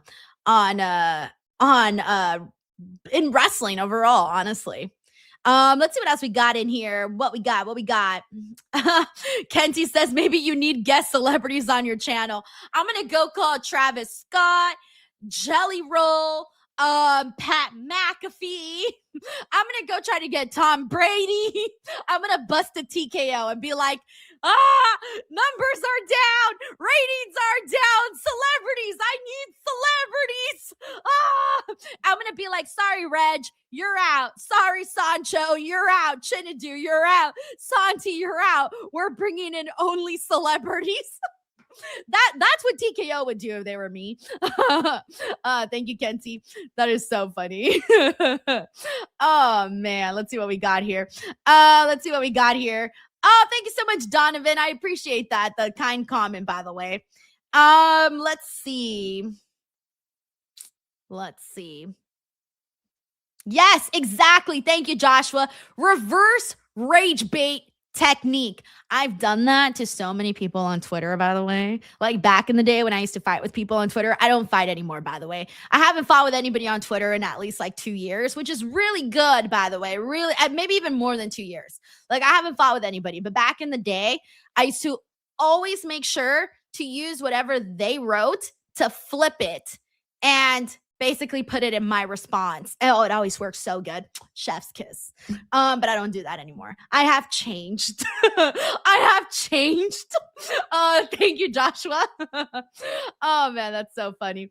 By the way, we also got, thank you so much, Chris Bell, for the gems. That was very nice of you. Thank you. Very, very nice of you. Thank you. Let's see what else we got here. We got Donovan here. It says, I'm calling it Penton versus Neon, Mask versus Hair at WrestleMania. Yo. Oh, that streamer guy after he showed his face. Yeah, dude, that was crazy. I was thinking to myself, like, see, but I feel like that's the difference, though, between being a wrestling fan and not a wrestling fan. For example, if I would have walked in there and let's say I was streaming live, I would have made sure to tell whoever was running camera and be like, hey, don't show anything you're not supposed to show. I think what I would have done personally is I would have scoped it out before I even went in. And like, let's say I went in and I saw Penta was without his mask. I'd be like, oh, well, do not record Penta because he doesn't have his mask or whatever, right? Like do something. But I don't think people think ahead like that. Michigan, Monday Night Raw is live on Netflix and presented by DoorDash. An incredible weekend in New York City for WWE. Saturday night's main event, of course, the kickoff show on Sunday, and then 4 days of Fanatics Fest, where WWE. That's the other thing I wanted to talk about. Yes, Darren, I am a responsible streamer. I make dirty jokes, but like those are harmless, you know. Thank you, Dragonfly Dreams. Like that's as far as I dare take it. Thank you, Ebony.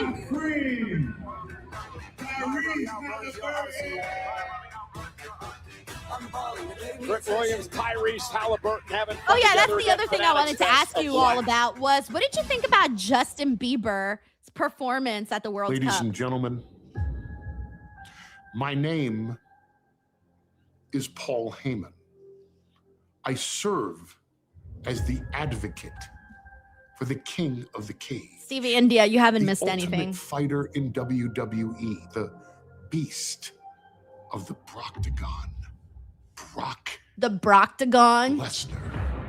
They asked me not to use the word violence in hyping Hell in a cell.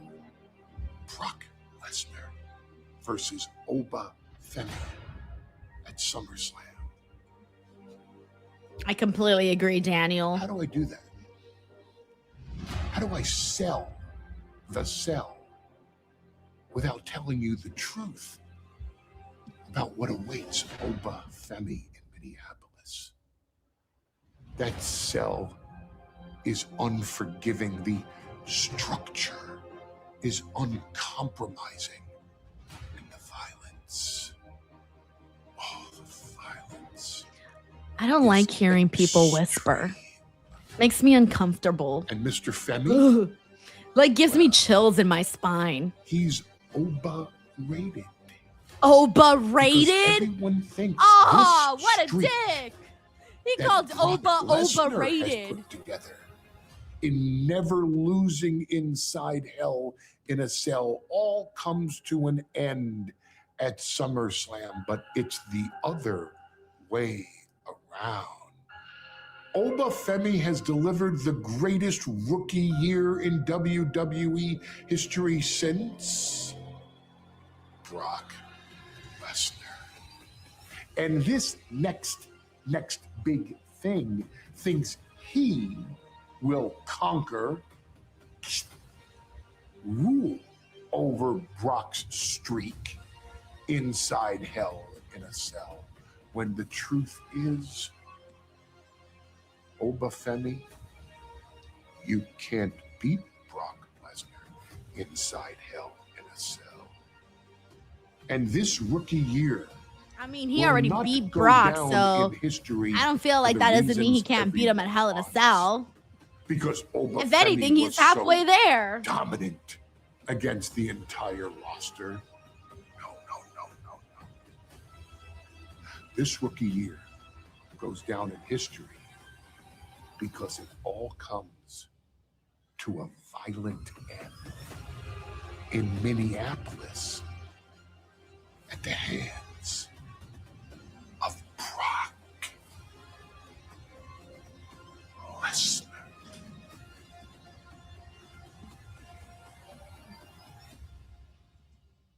That was a good little video, by the way. Except the part where he was whispering. It made me very uncomfortable.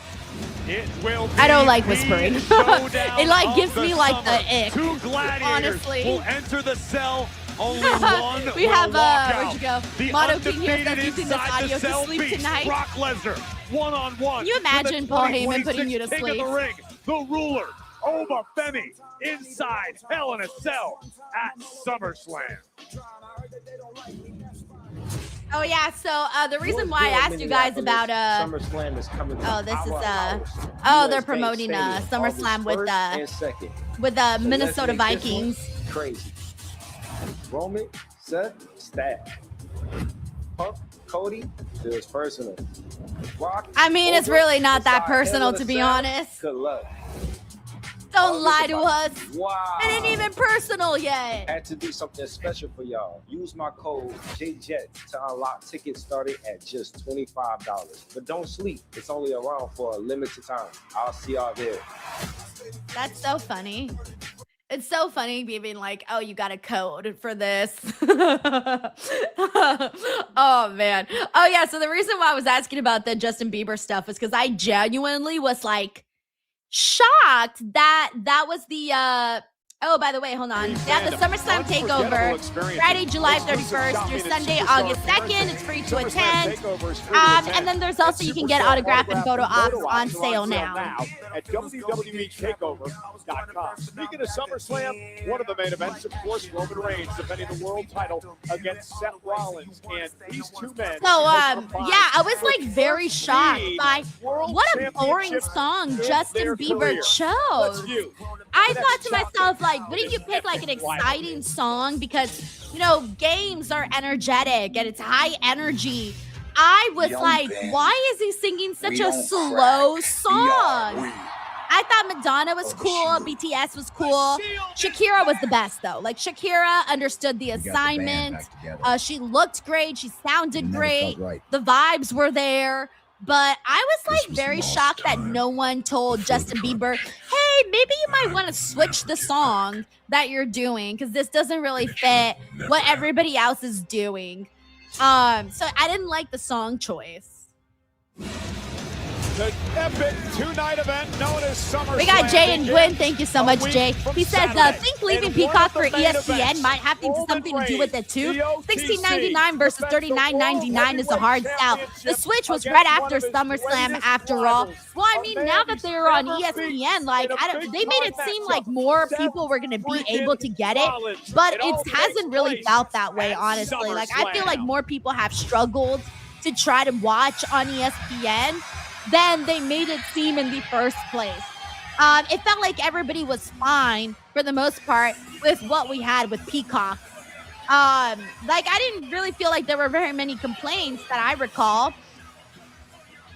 But yeah, no, it's a lot with the ESPN stuff. And it was very clear that it wasn't loved by the fan base when they showed ESPN people at WrestleMania, and they were booed, man. Like the ESPN people got booed. Think about that. Thank you, Jay. We got DC for life here. It says, yo, Denise, did you see Penta show face without his mask? First time I've ever seen it. Caught by live streamer guy. Insane.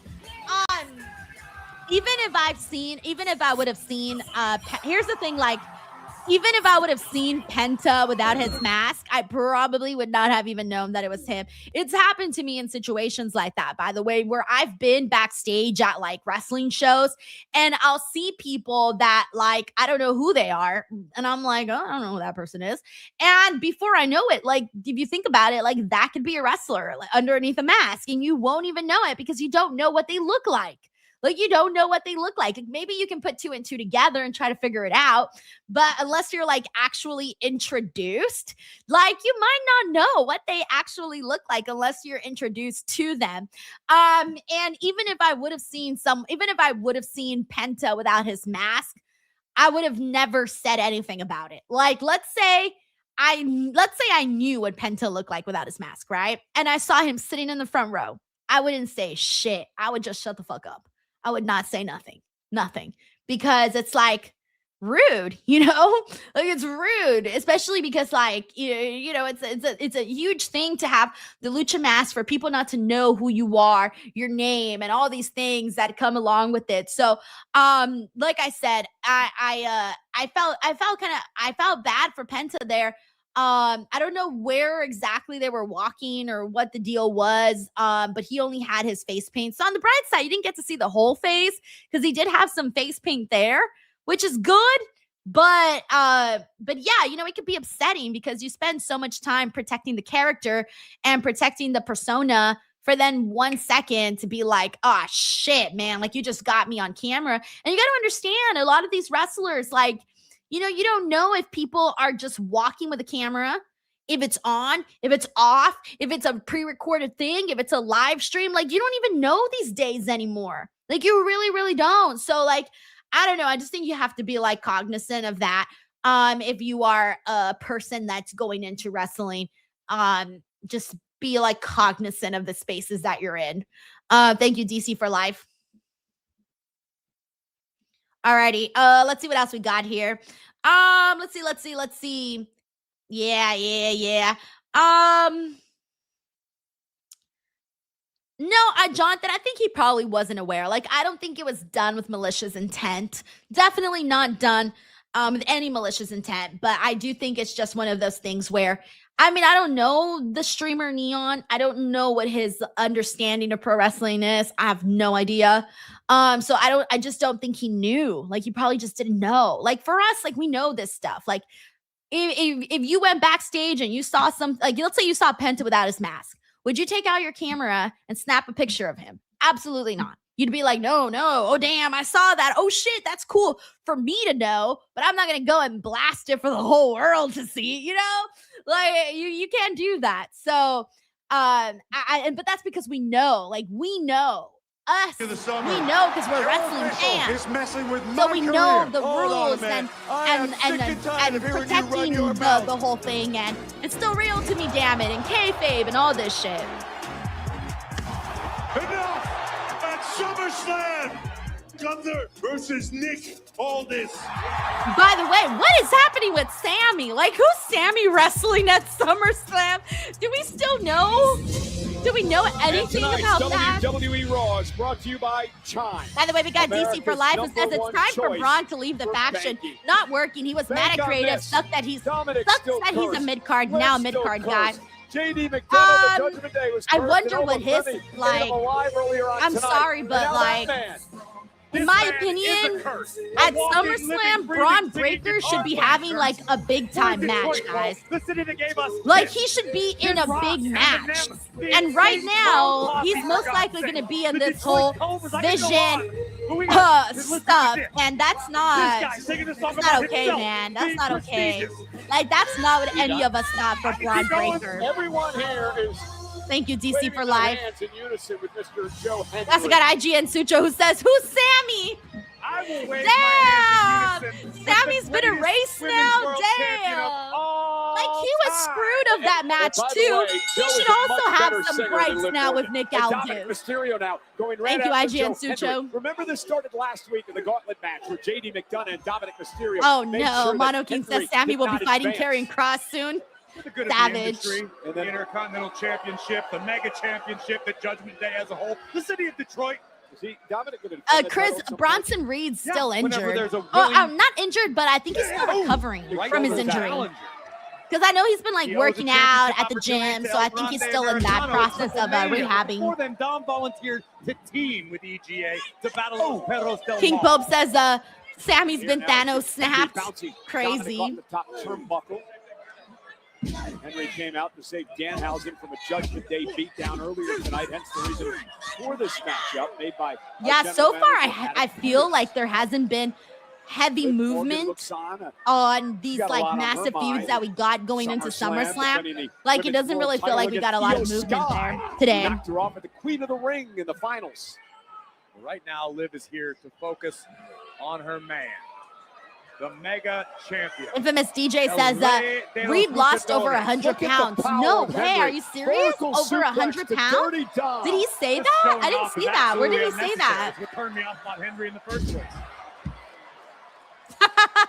Willard Orso says, I heard Sammy's facing Blunt Jones. Great athlete. You're right, and I will never question Blunt Henry's Jones, ability. man, he's going to be a from big belt to star belt. The guy is someday. extremely strong. He's extremely Oh, talented shit, that's as a funny. wrestler. I just can't stand to listen to his music. Oh, Henry sent outside the ring. Here comes XJ Dirty Dom. Carlson Dirty says, Dom now. I lost 100 Oh, pounds no, too no, when I no. went to the Joe casino. Henry with Dirty Dom Crazy. lined up. That is some impressive power. Shoulders. I'll give the devil his due. They're going to dump Dominic Mysterio on our announce table. Now, boss, we still got an hour left, so they better have a woman's match on. Dirty Dom. Especially considering that we're having more matches on the show than literally anything. So, but it's so far been only men's matches. Dirty Dom's Guerrita. Oh, good Lord. Danhausen's back out here. Oh, look who's here. The illegitimate child of Svengoolie. What is it about people from Detroit wearing face paint? You mentioned Kiss earlier. Man, this Danhausen. city's littered with juggalos. Big right hand by Liv Morgan. Oh, she was cursed by Danhausen when she went on to lose the Queen of the Ring tournament. But now Danhausen can go collect his own teeth. I can't believe Danhausen's feuding with Liv Morgan. Like, who would have seen that coming? All right, we're on a commercial break. BTW, we have, let's see. We got DC for life here. It says, you think Bronson Reed will become babyface once he returns? Imagine he comes back and he goes, damn, you know, I used to like being part of the Vision, but then I was at home watching this dumbass shit you guys were doing. And you know what? I don't want to be part of this group. Y'all stink. Bye. See, I mean, not like that, because I'm pretty sure Bronson Reed would not use the same words that I would use, but something along those lines. Write me a great promo that gets that message across, of basically Bronson being like, you guys suck. I don't want to be part of this whack-ass group. And hey, Braun Breaker, wake the fuck up and leave this group too, bro. You deserve more, man.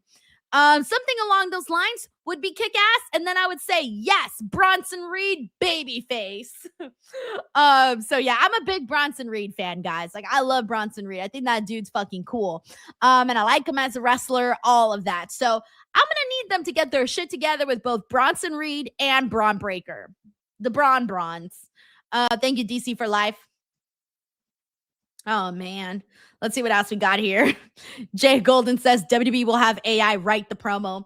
Imagine they go, hey, AI, here's a clip of this podcaster talking about this. Can you write a promo that goes along the same lines of what she said, but better?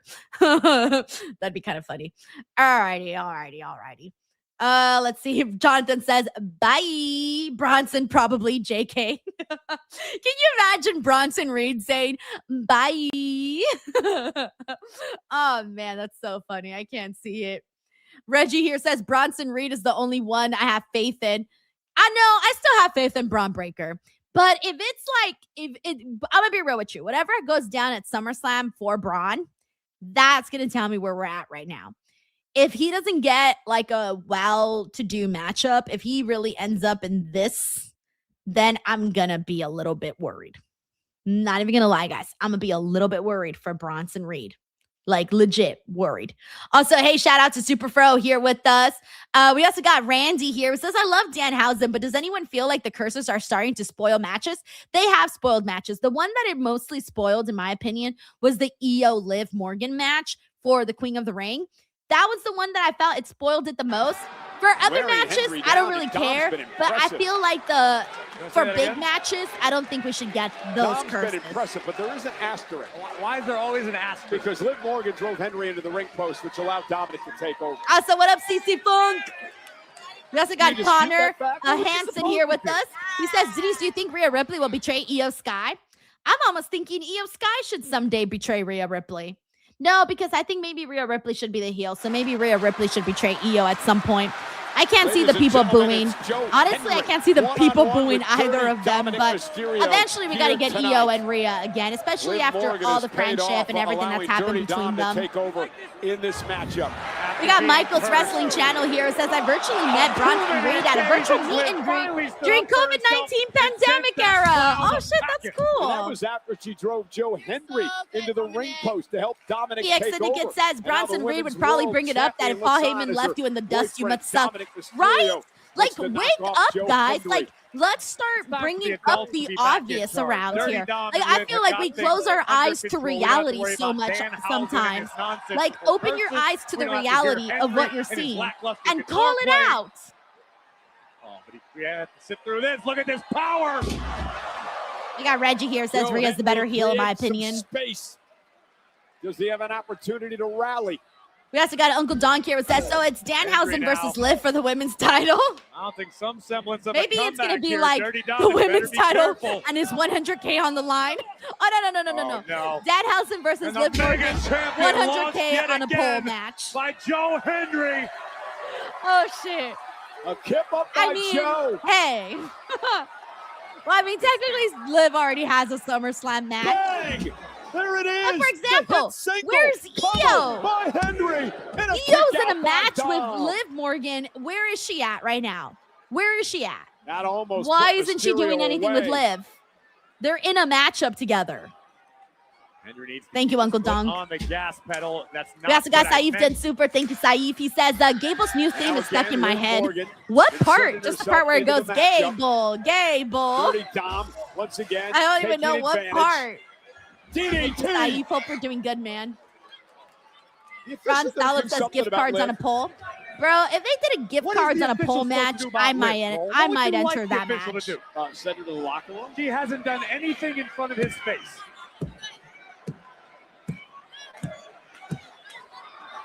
And Liv trying to rally Dominic. We also got DC for life here. Oh, I was just speaking of Io. I said, where is Io? Finally. Oh, my God. Danhausen just brought her out.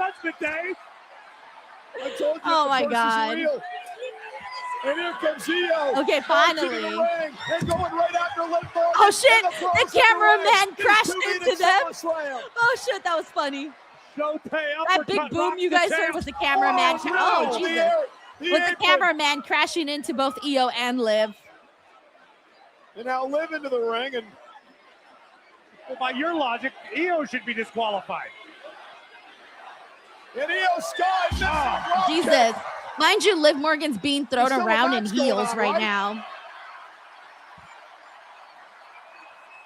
Io Sky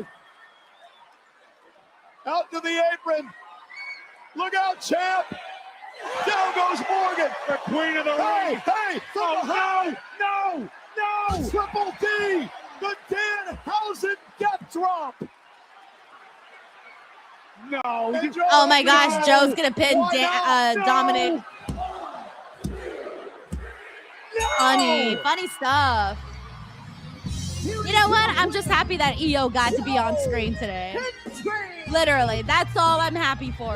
Was that EO got to be on there. Night. By the way, DC for Life says, do you remember Bronson destroyed Steph with many tsunamis? Yes, how can I forget? That was awesome.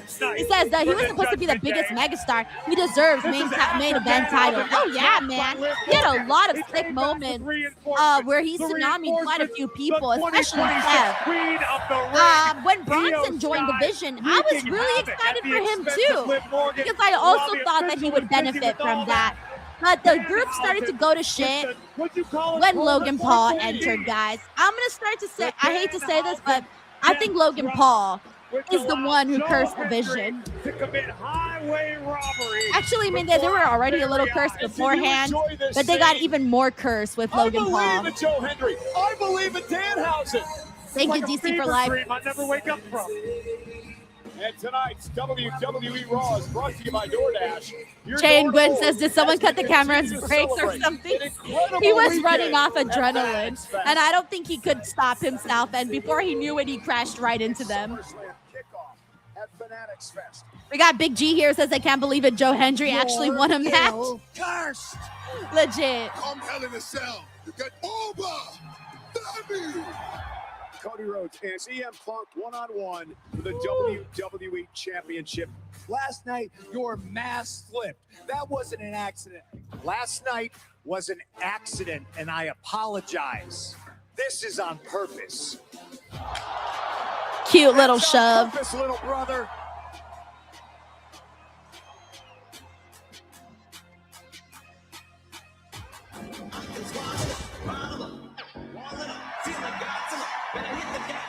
LA Knight is set moments away from his clash with Jacob. Yo, what up, Delitos? We also got your boy KJ. Shout out to Mr. 100 Strong. Thank you so much, Nyland, dude. Thank you. Says, as a Knicks fan, it's never too much Danhausen. Hey, that's true, man. Stay loyal to Danhausen because he definitely helped out the Knicks, man, by uncursing them. I also saw that he had cursed Argentina too right before the game. I didn't see that he cursed them until after the game was over, but I did see that he had cursed them before the game started. Crazy, huh? Thank you, Nyland. We got Jay and Gwyn here. Says, I agree. I like Logan as a performer, but he really only brought frat boy energy to the group, not the super aggro vibes they needed, in my opinion. And not even like cool frat boy, but like annoying frat boy. Like, I just want to punch you in the damn face, bro. And what's also the other thing that I noticed that he's doing is he's busting the Wheeler Yuta now. Have you guys noticed that he's like stealing a page out of Wheeler Yuta's book with that nasty hair? He's like, oh, this guy got on people's nerves with that damn hair. So you know what? I'm going to make my damn hair like that. And hey, let's do something with my hair. Cool, whatever. I hate the hair. I hate it.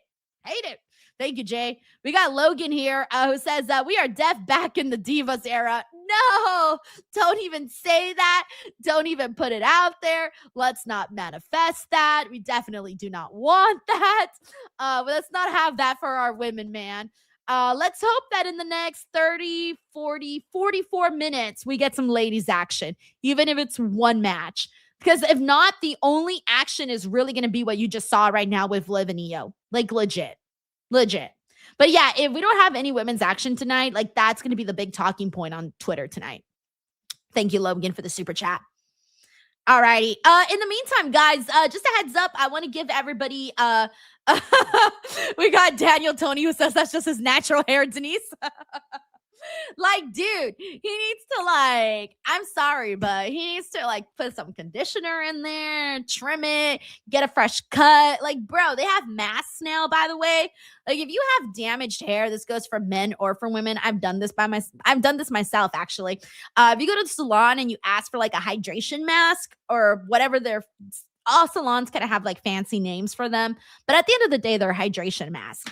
And it's 15 to 30 minutes, and they put some shit on your hair.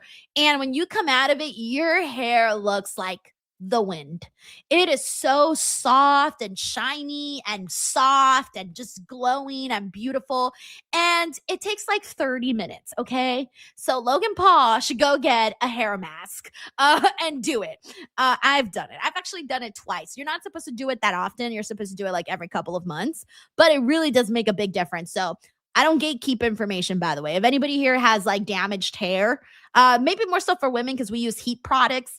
But if you do, a hair mask definitely helps. I'm gonna get one in the next in the next 2 weeks. I'm gonna get another one. The occasion. WWE Unreal takes viewers inside WWE's biggest season exactly. yet. Dizzy Daz here says that Logan can afford 42. nice hair. WWE Literally, Unreal Season 3 it's not even that expensive. For the first time since winning the NBA Finals. This is where greatness acknowledges. Big Boss says, what if you have no hair? Then go get your bald head shined up real nicely. Or maybe you can add tinsel to your hair. Tinsel is a really new thing that's kind of popular. It's not that popular, I feel. But I have seen some girls with tinsel in their hair. I thought about getting tinsel in my hair. New York City! Acknowledge us. I don't think you can get tinsel though if you're bald. I mean, you could, but they'd have to tape it on instead of however else they do it with the actual hair. Darren says, I'd like to see the lady action. Oh, man. Joe Montes says, Raw is recap. Yo, James says, I got my head shaved last Friday, totally bald. How do you feel, James? You feel good? Acknowledge the world champion. Acknowledge the NBA champion at Saturday night's main event. It was quite the atmosphere this past Saturday in Madison Square Garden in New York, and it's going to be quite the atmosphere next weekend in the epic two-night event known as SummerSlam. Breaking news now tonight. We've just had a match added to SummerSlam. Guess what? Oh, let's see what they added. You have got Danhausen versus Dominic Danhausen Mysterio. goes one-on-one with All right, you know what? Dominic Mysterio. I don't hate it. I don't hate it. I don't hate it. I don't hate it. Completely unfair. This is completely uncalled for. It's unfair to AAA. It's unfair to the Mega Championship. It's unfair to Dirty Dom Judgment Day. I have, Stevie. I did try red hair. I tried it when I went to Fashion Berlin. I had red hair. Not bright red like Becky Lynch, but red. Not Becky Lynch red. OTC, Roman Reigns, the World Heavyweight Champion. All right, so next Monday we got Roman and Seth face SummerSlam opponent, Seth freaking Rollins. And finally, the Alpha Academy with an opportunity. EC says Dirty Dom versus greater than the whole roster except Roman. Maxine Dupree will send the Vision into action next week. Sol Ruka has been riding a wave of momentum since arriving here. All right, next week we for sure got ladies action with Sol and Raquel. Raquel Rodriguez of the Judgment Day.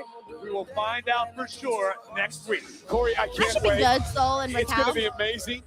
Joe Hendry and Danhausen concert with Joe next Hendry Monday. and Danhausen. Yeah, next Monday's the go home show, by the way, for SummerSlam. Insane, huh? Insane how fast time's You're going not going to by. want to miss this. Okay. Brock and Roman. Sorry, why did I say Brock and Roman? Brock and Nova. My apologies. We've seen Brock and Roman so much that my mouth automatically goes Brock and Roman. Weigh in next week in LA. And speaking of LA, Oh, it's LA Our nighttime? producer screwed you on that one.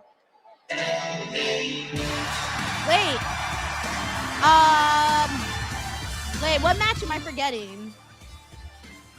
What match am I forgetting that there is this the main event? No, what else is there? There's got to be another match. What's the other match, guys? There's another match, isn't there? What is it? What is it? What's the other match? For 240 pounds, Hell Hey Night. Club WWE is the ultimate insider membership built for No the fans way, who this is the main never event, miss guys. a moment. The Are you founding serious? member I'm gonna be preview is real live with you right guys. now. Sign up and get an exclusive founders kit. There's plus no way. access There's to gotta a be something content else. library you won't find anywhere else. Go to WWE.com/club WWE and claim your spot.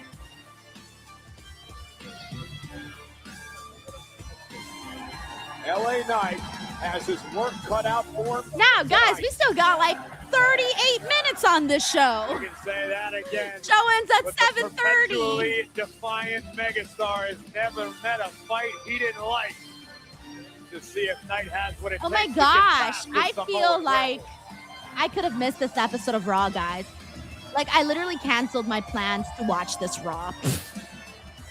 What are we doing?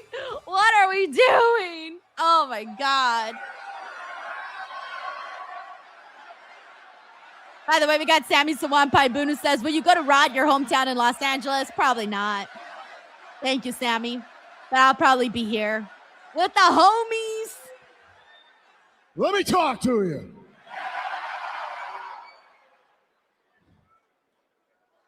Now I'm standing right Infamous here in the DJ once said dirty right Sancho made now, and orgasm of this main event. Literally.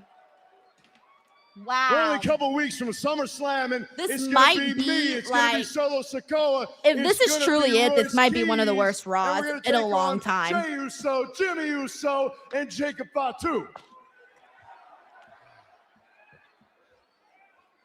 But correct me if I'm wrong. Yeah, J6 says, had you been Did on I not vacation, just this would hear have been a Solo banger. Sikoa come out Are you here cursed? I think I'm after I told him? cursed. It's a bit tough to trust you, just a little bit tough to trust you. And now you're out here talking about helping Seth Rollins. Huh? I can't help but notice every single one of you out here, you wanted him out the building. You said, what? And I can't blame you, because I was back there going, huh? Huh? Huh? Because I couldn't believe it. You talk about Seth Rollins versus Roman Reigns at SummerSlam makes me sick.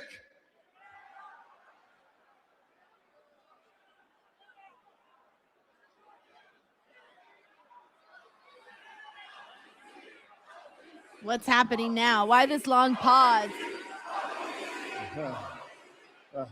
I ain't even mad at you for chanting that again. He's conned you, and that's okay. You know how bad he's David conned says you? Sancho's going He has crazy come out right here now. for year after year after Guys. year, begging you, please like me.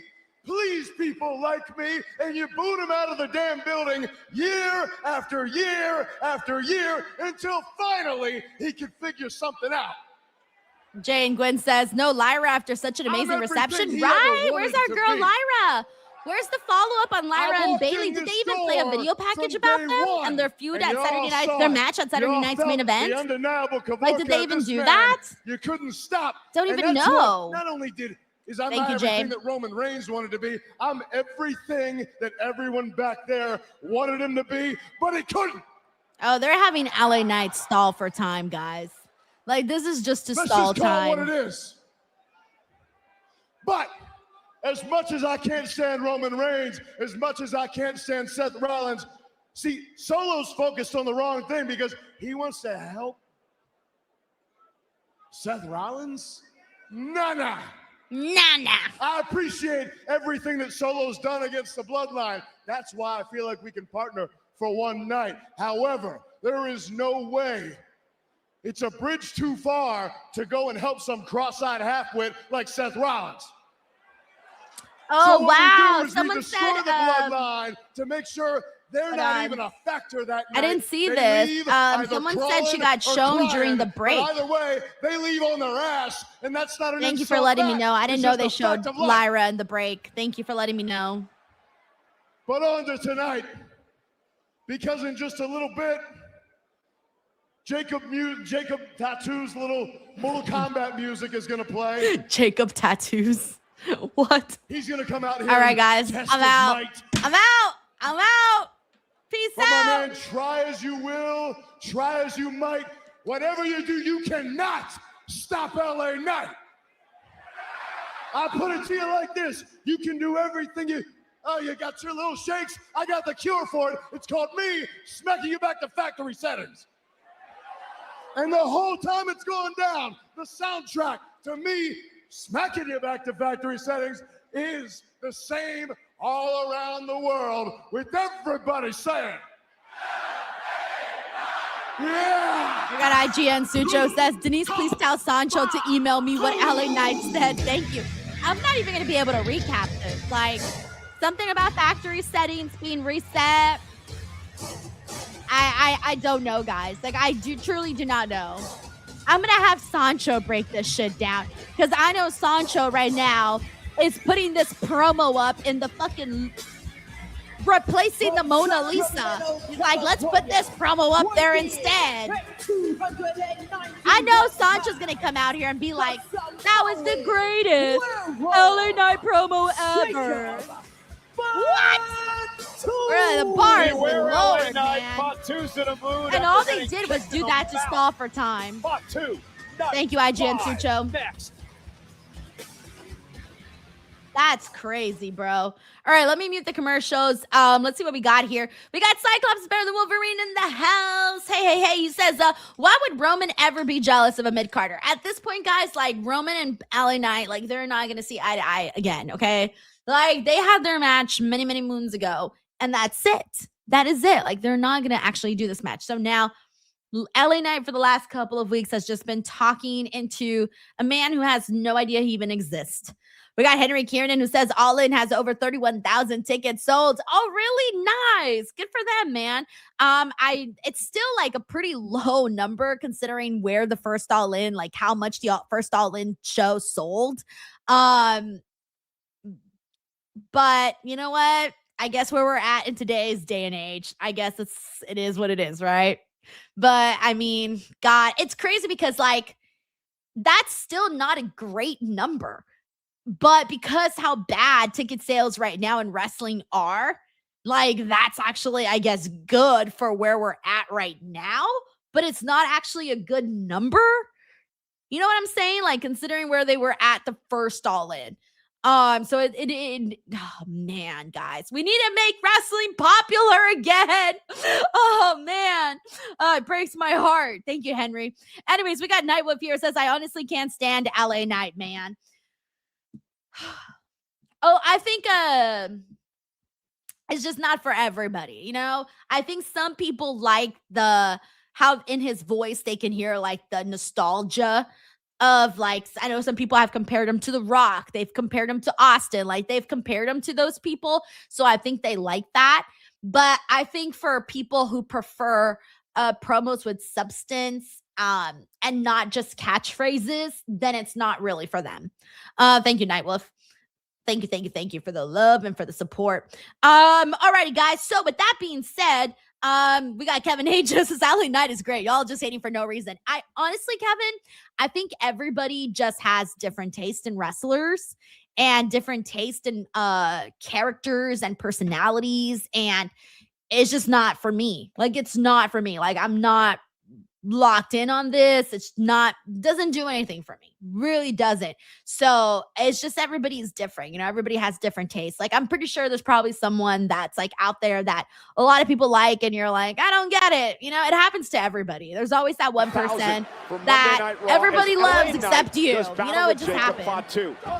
A lot of things to talk about in this matchup, including the fact you got IGN Sucho who says it's like Seth and LA have a competition every week. Who can cut the most boring, longest, nothing burger promo ever? Kenny Omega type promo. Anything, LA Knight wants to free himself from that Kenny Omega promo last Wednesday. Oh my God. LA Knight cannot believe that Jacob I don't know what to say. Made it back to his there's times where I think Seth Rollins has it.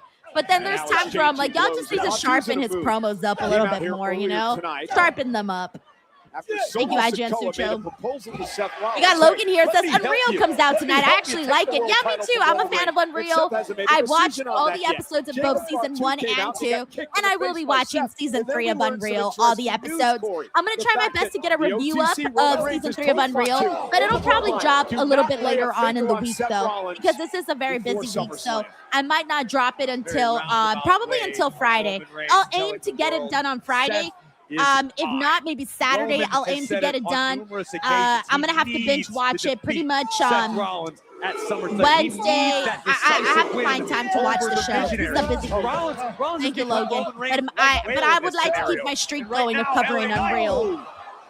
Especially because I'm like one of the few people in like the wrestling media creator space that actually watches Unreal. Like I haven't really seen very many people like WrestleMania, watch LA Knight it actually competed that like do alongside Jimmy and videos Jey and they don't Uso. talk about Every it, step of LA nothing. Knight's career And I'm in his like, mind has oh, been hampered I'm kind by of the alone on bloodline. this Well, look one. at a couple of years ago where it was Jacob Fatu who won the United States Championship from LA Knight at WrestleMania. We got Night Wolf here. Says As LA Knight is Knight's not even close to outside Austin the and ring, Rock's Jacob levels. Fatu He is now. mid-card and cringe and just annoying as Dangerous. hell. It's a head full of steam like that.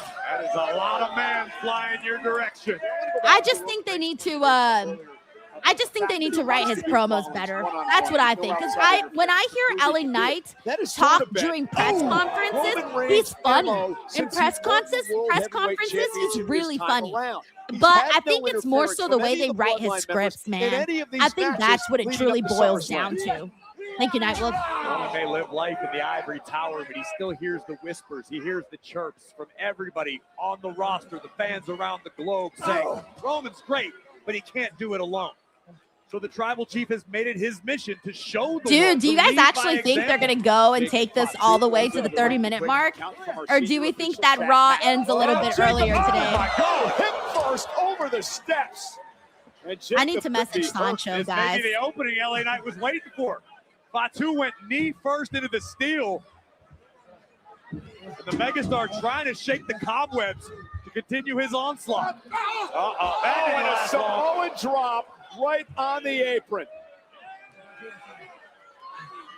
And just like that, the Samoan werewolf is taking control. The hell out the way. That is a terrifying individual, Michael Cole. A blank stare in the eyes of Jacob Fatu. Knight driving Fatu right into our announce table. All right, I just messaged Sancho. The LA Knight wincing I in was like, pain, yo, even on Sancho. impact. What are we Fatu's talking head off about our today? announce table like Cade Cunningham.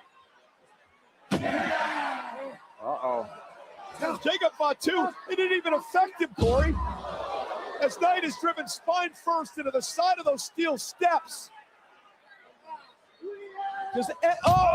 Sidestep Fatu into the ring post.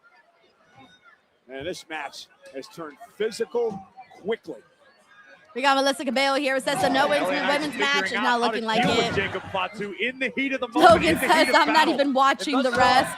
I'm just watching you and listening.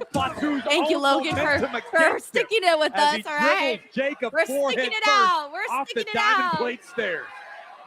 Mike Nato says Sancho's loving this match right now. And a clothesline. Of course he is. Wiping out Fatu. Of course he is. LA has They taken booked over. this for him. Let's get ready to do. All right, we're on a commercial break. We got Philly from Cleveland who says, hey, Denise, was tonight the worst Raw in years? Not a singles women's match or in-ring promo segment in a whole show. It was just a whole lot of nothing, guys. It was not. It's probably been my least favorite. I'm going to be honest with you. It's been my least favorite Raw this whole year. And low-key, I'm a little bit upset. I'm just like, damn, man. Like, I knew it too. I knew it when I saw the preview. I'm like, that's all they announced for today's show? I thought, damn, man, there's no razzle-dazzle, no spit and sparkle, like nothing. I don't know what spit and sparkle means, but that's what came out. Nothing. Where is the drama? We're 2 weeks away from SummerSlam. Where's the drama? Where's the heat? Where's the motivation? Where is it? Honestly, I'm starting to think that like they were like, oh, well, we did a lot during Fanatics Fest, so let's take a pause and not really care about what we do for Raw today. Like I'm starting to think they were distracted with Fanatics Fest and decided, let's take it easy today. But legit, We are 2 weeks away from a 2-night SummerSlam where tickets are not selling. This is the time to push. You know what I'm saying? This is the time to push.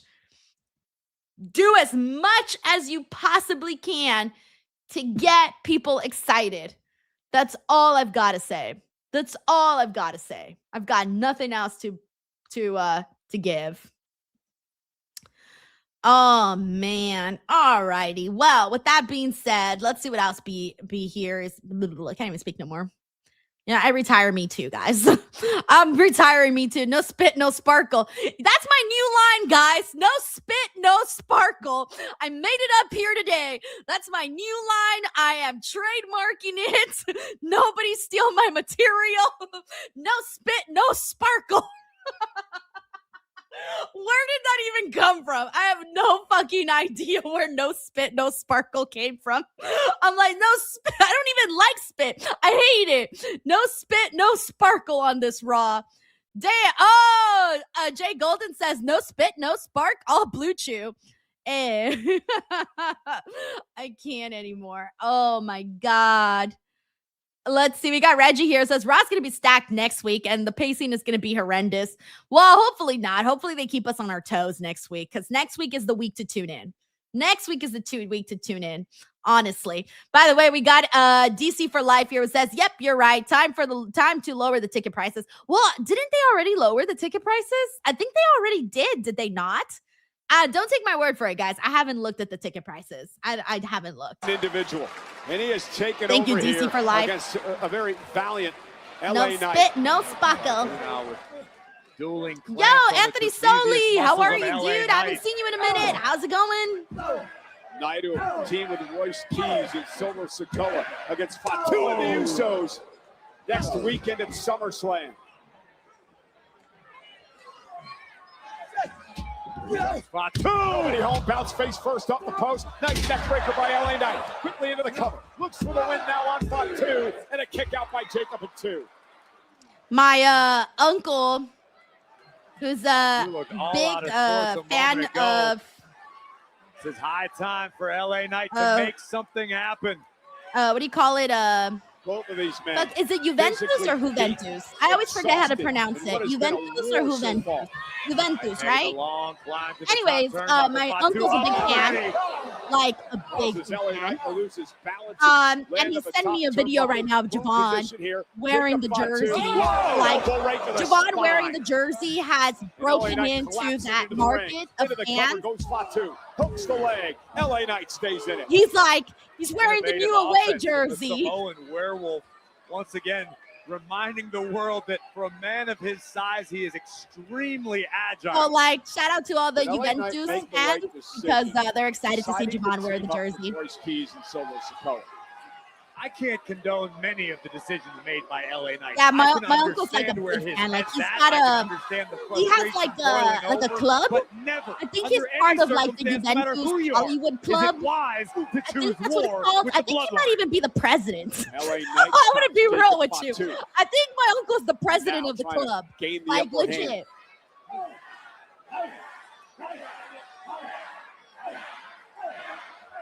Series of heavy rights by LA Knight. LA Knight now. Oh, wow. So apparently they were waiting for that. The fans were waiting for that jersey to like be released or something. I don't know. So, Gonna yeah. beat him there. Superplex. That woke Fatu up. Both men down. Critical moment in the match.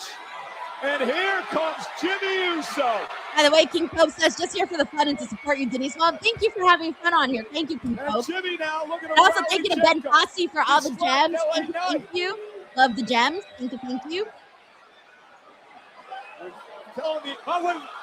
Solo Sikoa. Solo from behind. All right into Jimmy. And now Solo and Jimmy fighting and brawling out here at ringside. And Jacob Fatu took him out with a dive. Be careful, Cole. We may end up with collateral damage here. And now LA Knight with an opportunity to fight back. Unloading on Fatu. Rights and lefts from LA Knight. LA ducks underneath the wild right. Look for the pop-up Samoan. Knight caught him with an elbow on the jaw. BFT! What force trauma? Big Jim. And Jimmy Uso distracting Chad Patton. Jose Lopez, chicken tenders. Meanwhile, Royce Keys is here. And Keys plowing over Jimmy Uso. I didn't notice that LA Knight stepped on the ropes again. No, I didn't notice that. Jim over the announce table.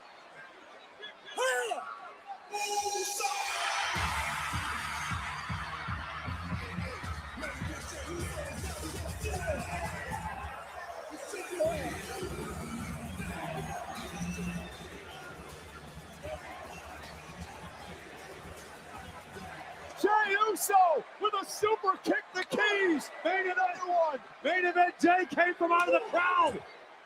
Jey Uso from out of nowhere taking out Keys. We still got a match in progress. LA Knight goes right after Jey Yeah, they're Uso. doing everything possible men are gonna to be in stretch this SummerSlam. match out to the max. This is just a Like this should have been precursor. over like 5 minutes ago. I might have to correct you, Cole. Whatever's left of these men. Pop-up Samoan. Jacob Fatu to the top. Mighty moonsault. Jacob with a win. Solo Sikoa now. Call Attacking it a Jacob. day, guys. Call it a day. This thing has gotten completely out of hand. Jimmy Call Uso it into a the bench. day. Kick to Solo. I don't even feel like doing a review show. Are you kidding me? Jimmy and Jay taking out their younger What am I brother. gonna say? Royce Keys. Royce How's that Keys, for a all right. reminder? Fatu, Jay, Jacob, LA Knight. And these long friends are going to unload on each Lord. other. These two were as close as brothers now. Oh, damn. Well, you know what? On the bright side, Royce Keys looks very muscular. Stereo super kicks the Keys. And a 3D. That's a 1D, Michael Cole. One. Tonio Kid says, just go to bed. Yo. And LA Knight. Still has a little fight left in him. All right. 1 second, guys. Target death grip. Target death grip tonight. LA Knight taken down in the corner. There are bodies everywhere. Oh my God. LA Knight defenseless, helpless. The bloodline wreaking havoc. Absolute carnage tonight in the Motor City. And an Uso splash.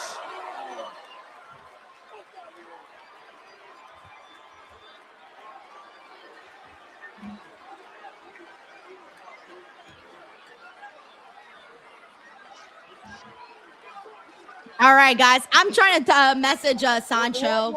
I'm trying to get him to skip out on a post show today. I'm the worst. I'm the worst. Up the ante tonight. This just wasn't a good This show. war took But a Sancho turn. hasn't seen my messages though. I messaged him on As we oh, they're in LA to next week. SummerSlam. No wonder they were like, let's just save everything for LA. Oh, so this is now my fault, guys. Los Angeles might have ruined this for everybody. By the way, we got Plus Ultra Adrian here who says, sorry I missed the show. What did I miss? Adrian, thank you for sending this in, but you didn't miss anything, man. This was probably one of the least happening episodes of Monday Night Raw in a long time. And considering that this is we're 2 weeks out from SummerSlam, I am baffled at how little effort was put into the actual show. Like legit, nothing happened on the show, guys. I don't even know what to say. Like the only thing to talk about is how nothing happened. That's kind of crazy. Thank you so much, Adrian. Sorry, guys. I'm trying to get a hold of Sancho right now. but Sancho hasn't seen my messages. So I feel like I have to wait for Sancho. Because imagine he hops on and he's like, hey, I'm here. And I'm like, yo, I'm bye. It was just so bad. I don't remember. Like, here's the thing, guys. Like, there's been rough shows where, like, me and Reg won't do a Dynamite post show, or like I won't do like a SmackDown post show or an XT post show, depending on what happens on the show. This is the first time we've had a Raw where I'm like, there's no need. There's no need, which is kind of insane. But let's see what we got here. We also got Infamous Red Loco says, see, you want a match to kick off show, you get this. Oh no, that's not good. That's not good, Frank, because then we're gonna be like, oh, moving forward, if we don't kick off with a if we don't kick off with a segment, it's a sign of the times of what to expect for the remainder of the episode. So yeah, okay. Okay, now Sancho's yelling at me. What do you think? Hold on. All right, by the way, we also got Logan here who says, is there literally only 2 women's matches for SummerSlam? Let me pull up the card here. Give me 1 second. Let's see. Well, we got, okay. All right, Sancho wants to talk today, guys. We're bringing Sancho on. Sancho said, Sancho wants to come out here and talk about LA Knight. Oh my gosh. Let's see what we got here. So we got Liv and Io, that's the one, and then the ladder match is the other one. Thank you, Logan. All right, we got Tracy here who says the post show should be about the state of WWE SummerSlam. Literally, me and Santi had that conversation on Friday Night SmackDown. We had the conversation of the poor ticket sales, and here we are. All right, Sancho, I'm so mad at you. DM, we shouldn't do it. What do you mean? Just Sancho, nothing happened on this show. What do you mean? LA Knight cut a great promo in main events, Monday Night Raw, and this doesn't cause for celebration? This doesn't mean we meet. This is great night. This is an important night. Sancho, yes, I am putting a mother effing timer on this show. Okay, all right? Fine. Do it. All right? We are doing a 10-minute post show. Oh, damn. All right? Damn. So you better get on your fucking shit in on LA Knight, and then I'm bouncing. Damn. All right, let's start the show. Go ahead. All right, here we go. What's up, everybody? Welcome to the WWE RAW post show where absolutely nothing happened on this July 20th. It's your girl, Denise Salcedo, and number 1 LA Knight fan, Sancho West. Sancho, just get to the mother effing point. Tell us about how great this LA Knight promo say. Oh shit, you scared the crap out of me. I didn't even know you were in here. Tell us how great this promo of LA Knight was and him in the main event. Good evening, fans of this great podcast. My name is Sancho West. I thank you so much for joining us here today on this glorious day where we had Monday Night Raw in Detroit. And we did have a glorious LA Knight promo, cutting it to the point, delivering the goods. And this is a monumental step in LA Knight's journey. The man has been getting a lot of pops, finally gets his promo, gets the opportunity to do what he does best and cut a crazy promo that's saying, hey, Roman Reigns, he's the guy that they want him to be me. And then he cuts a great match against Jacob Fatu. By the way, WrestleMania opponents previously, great match. And then, hey, you had the great brawl and the action happening. You had a finisher happening. You had a 1D appearance. You had Jey Uso coming out with the big, like, why are we hating on these guys? What did the 6 guys do? They're here to have a good show, and they put on a good show to the people of Detroit. And LA Knight. Sancho, I bless your heart. Bless your heart. You are an eternal optimist. Either you're an eternal optimist or you're absolutely delusional. One of the two. I'll take both. You'll take both. Sancho, I thought this was the worst Raw the entire year. Legit. And I should have known because I looked at the preview and I thought to myself, oh my God, they didn't promote anything massive with Oba Femi. They don't have anything promoted with Brock Lesnar. They don't got anything promoted with anybody major on the SummerSlam card. We are 2 weeks. Oh, excuse me. Nothing major? Sancho, we are 2 weeks away from a 2-night SummerSlam that hasn't sold tickets. And this was the edition of Raw that they gave us today. Excuse me, nothing major. They had a great little time with Penta and Chad Gable. Will they, won't they coexist? And they did coexist against Ethan Page and Rusev. And we had some momentum going. We added another match to the card in Dominic Mysterio versus Danhausen. We had a little fun little time there. What happened to you, Denise? Where did it all go south? When did you just go like, shit? When did you do that when this Monday Night Raw was on? When did it hit the fan for you? Okay, I think it hit. Well, here's the thing. When we kicked off the show, one of the first things that everybody was saying was like, oh shit, we actually kicked off with a match and we didn't kick off with a segment. And at first I thought, okay, already, as I said, the preview was the first red flag. The second red flag, and this is crazy because I prefer wrestling matches over actual segments, but I think that was the second red flag once I realized the show was going south, was when we didn't kick off with like some sort of big spectacle to get us like excited for whatever it is that's going on, supposed to be happening on this show. And now don't get me wrong, like Javon Evans, Dragon Lee, Braun Breaker, Austin Theory, sure, they went out there, bodies were flying, all of that. But tell me again why Braun Breaker, who was supposed to be the big breakout star coming out of the Vision, is stuck in this horrible angle that he shouldn't be in, Sancho. There's no way you think he should be part of this. I don't, but this is where he is. I mean, this is where the man is. I mean, it'd be different if it was bad. I mean, what they're doing is, I understand the Vision has to find their new way. No Paul Heyman. They're kind of out doing their thing. They cut some good promos on commercial with Logan Paul still getting the biggest boos.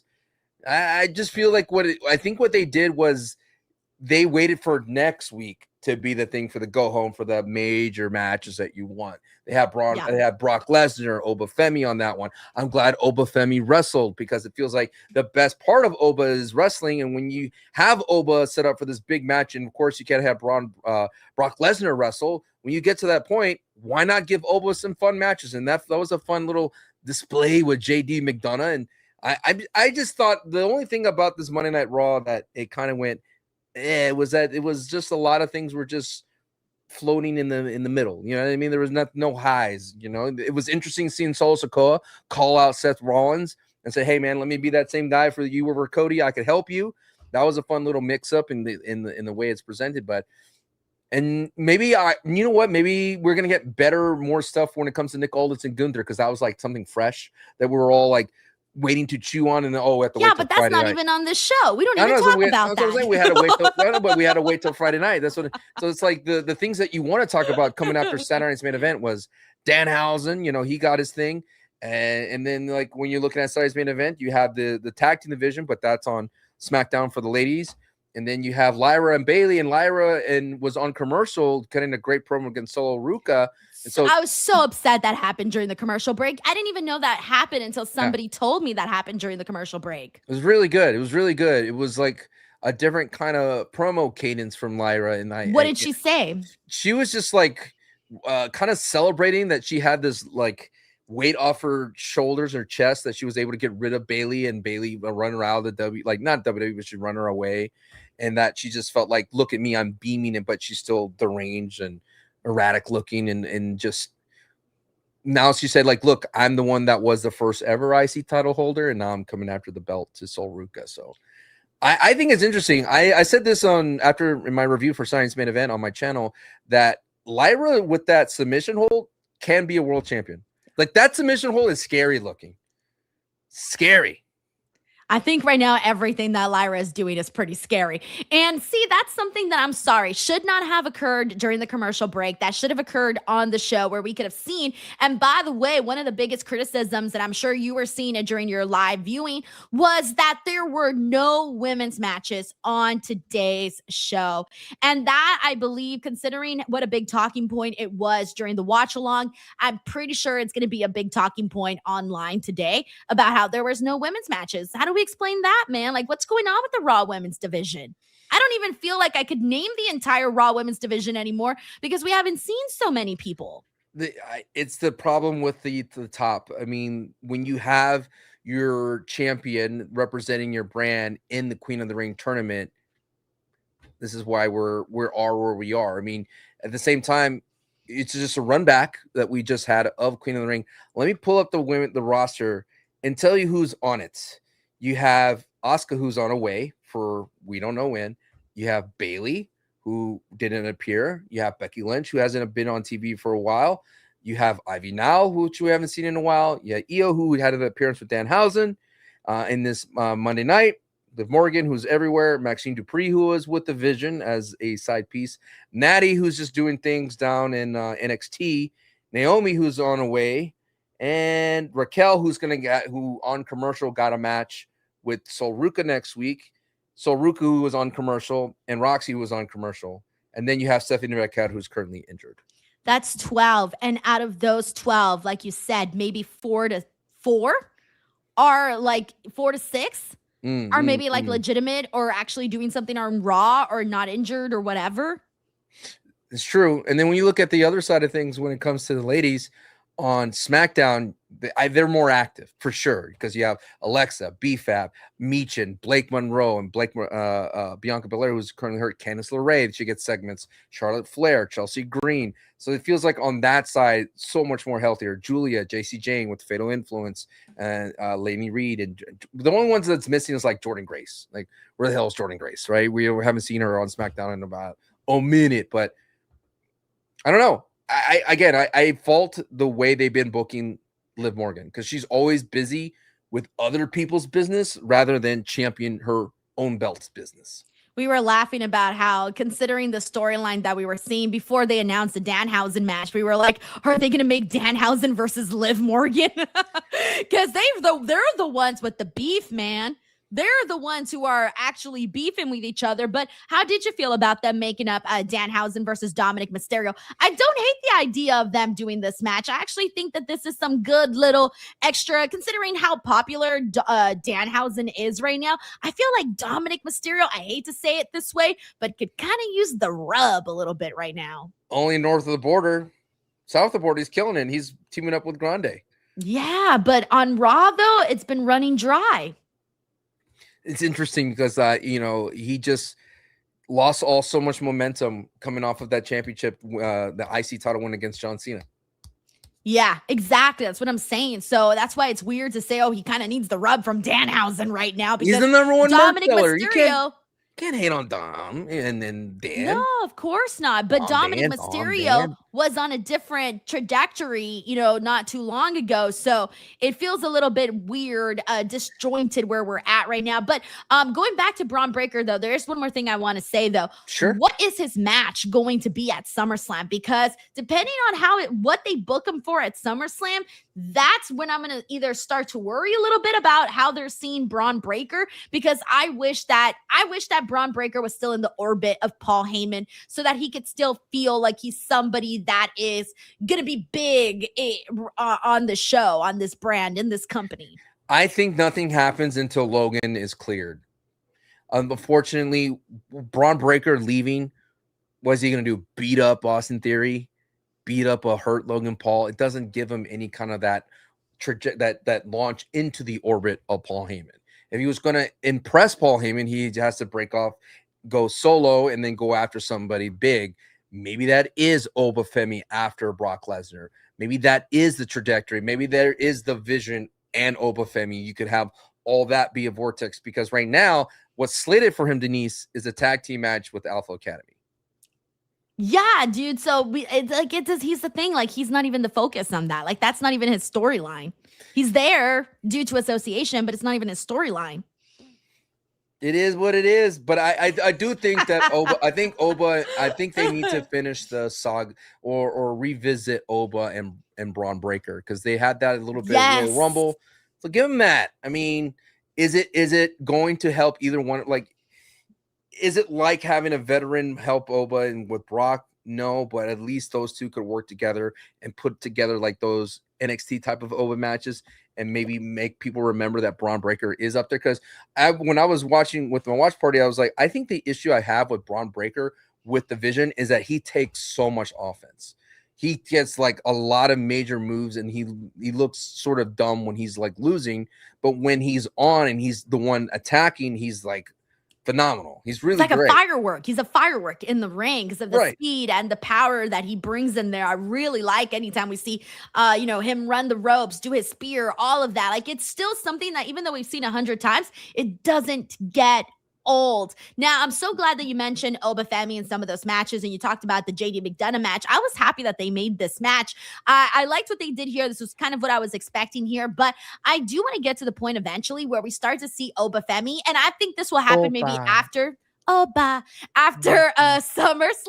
I hope that after SummerSlam, we finally start to see Oba in matches where we can really sink our teeth into. Like, I want to start getting like those 15-minute, 20-minute bouts with Oba, because those are the matches that people are going to remember that, because a lot of these little quick matches, they're very forgettable. I can't wait to start to see him in those like lengthier matches, those lengthier feuds. I want to start to see who he has in-ring chemistry with, like who's his wrestling soulmate across the ring, right? Like, who's the Ilya to his Gunther, the Gunther to his Ilya? That's what I want to know for Oba. That's going to be interesting, because if he beats Brock, if it's somebody not in the main event, is it still like they're messing him up? You know, do you have that in the back of your mind? Is like, why is this guy feuding with Braun Breaker? He should be against Roman, the Seth of the world, the CM Punks, the Codys. So that's why it's such a hard dilemma for them, because they want to put the rocket on Oba, but they don't want to destroy one of the things that they've been leaning on for so many years. Because they only know sometimes how to build one person and not multiple at the same time. We got David Primero here who says, no women's match, shame on Raw, too many bloodline. I mean, I echo the exact same sentiment. Thank you, And David. there's one man trying to stop the bloodline. LA Knight. Why are and we? He's not gonna. Why are we trying to? We got Jacob Tatum here who says, you see Enzo Amore joining Big Cass in his return to WWE. Plus, I cannot envision Roman losing at SummerSlam because it's too soon to take the title off of him. And I would rather Roman lose to Oba for the title. I agree. I'd much rather see Roman drop the title to Oba. That is still lingering there. They've teased us with it. I need it. I don't know what the deal is with Enzo and whether or not he's coming in with Big Cass. But Sancho, we did see that they're leaning into the dark side of Big Cass's dark side of his life, like his real life and the things that the demons that he's had to battle. I didn't think that they were going to touch on that with them, but I like it because it brings a new layer to who Big Cass is. Yeah, and it doesn't feel like Enzo's in the cards.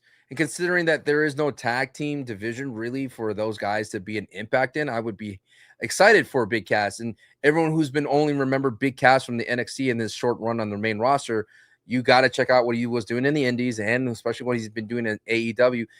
But I'm excited because even in AEW, he was just like a lackey. You know, he was just a big dude wrestling for others and being a bruiser. But if they create this, I guess, human side to a Big Cass type of character that is not just a catchphrase and not just an entrance, I think that would be quite interesting.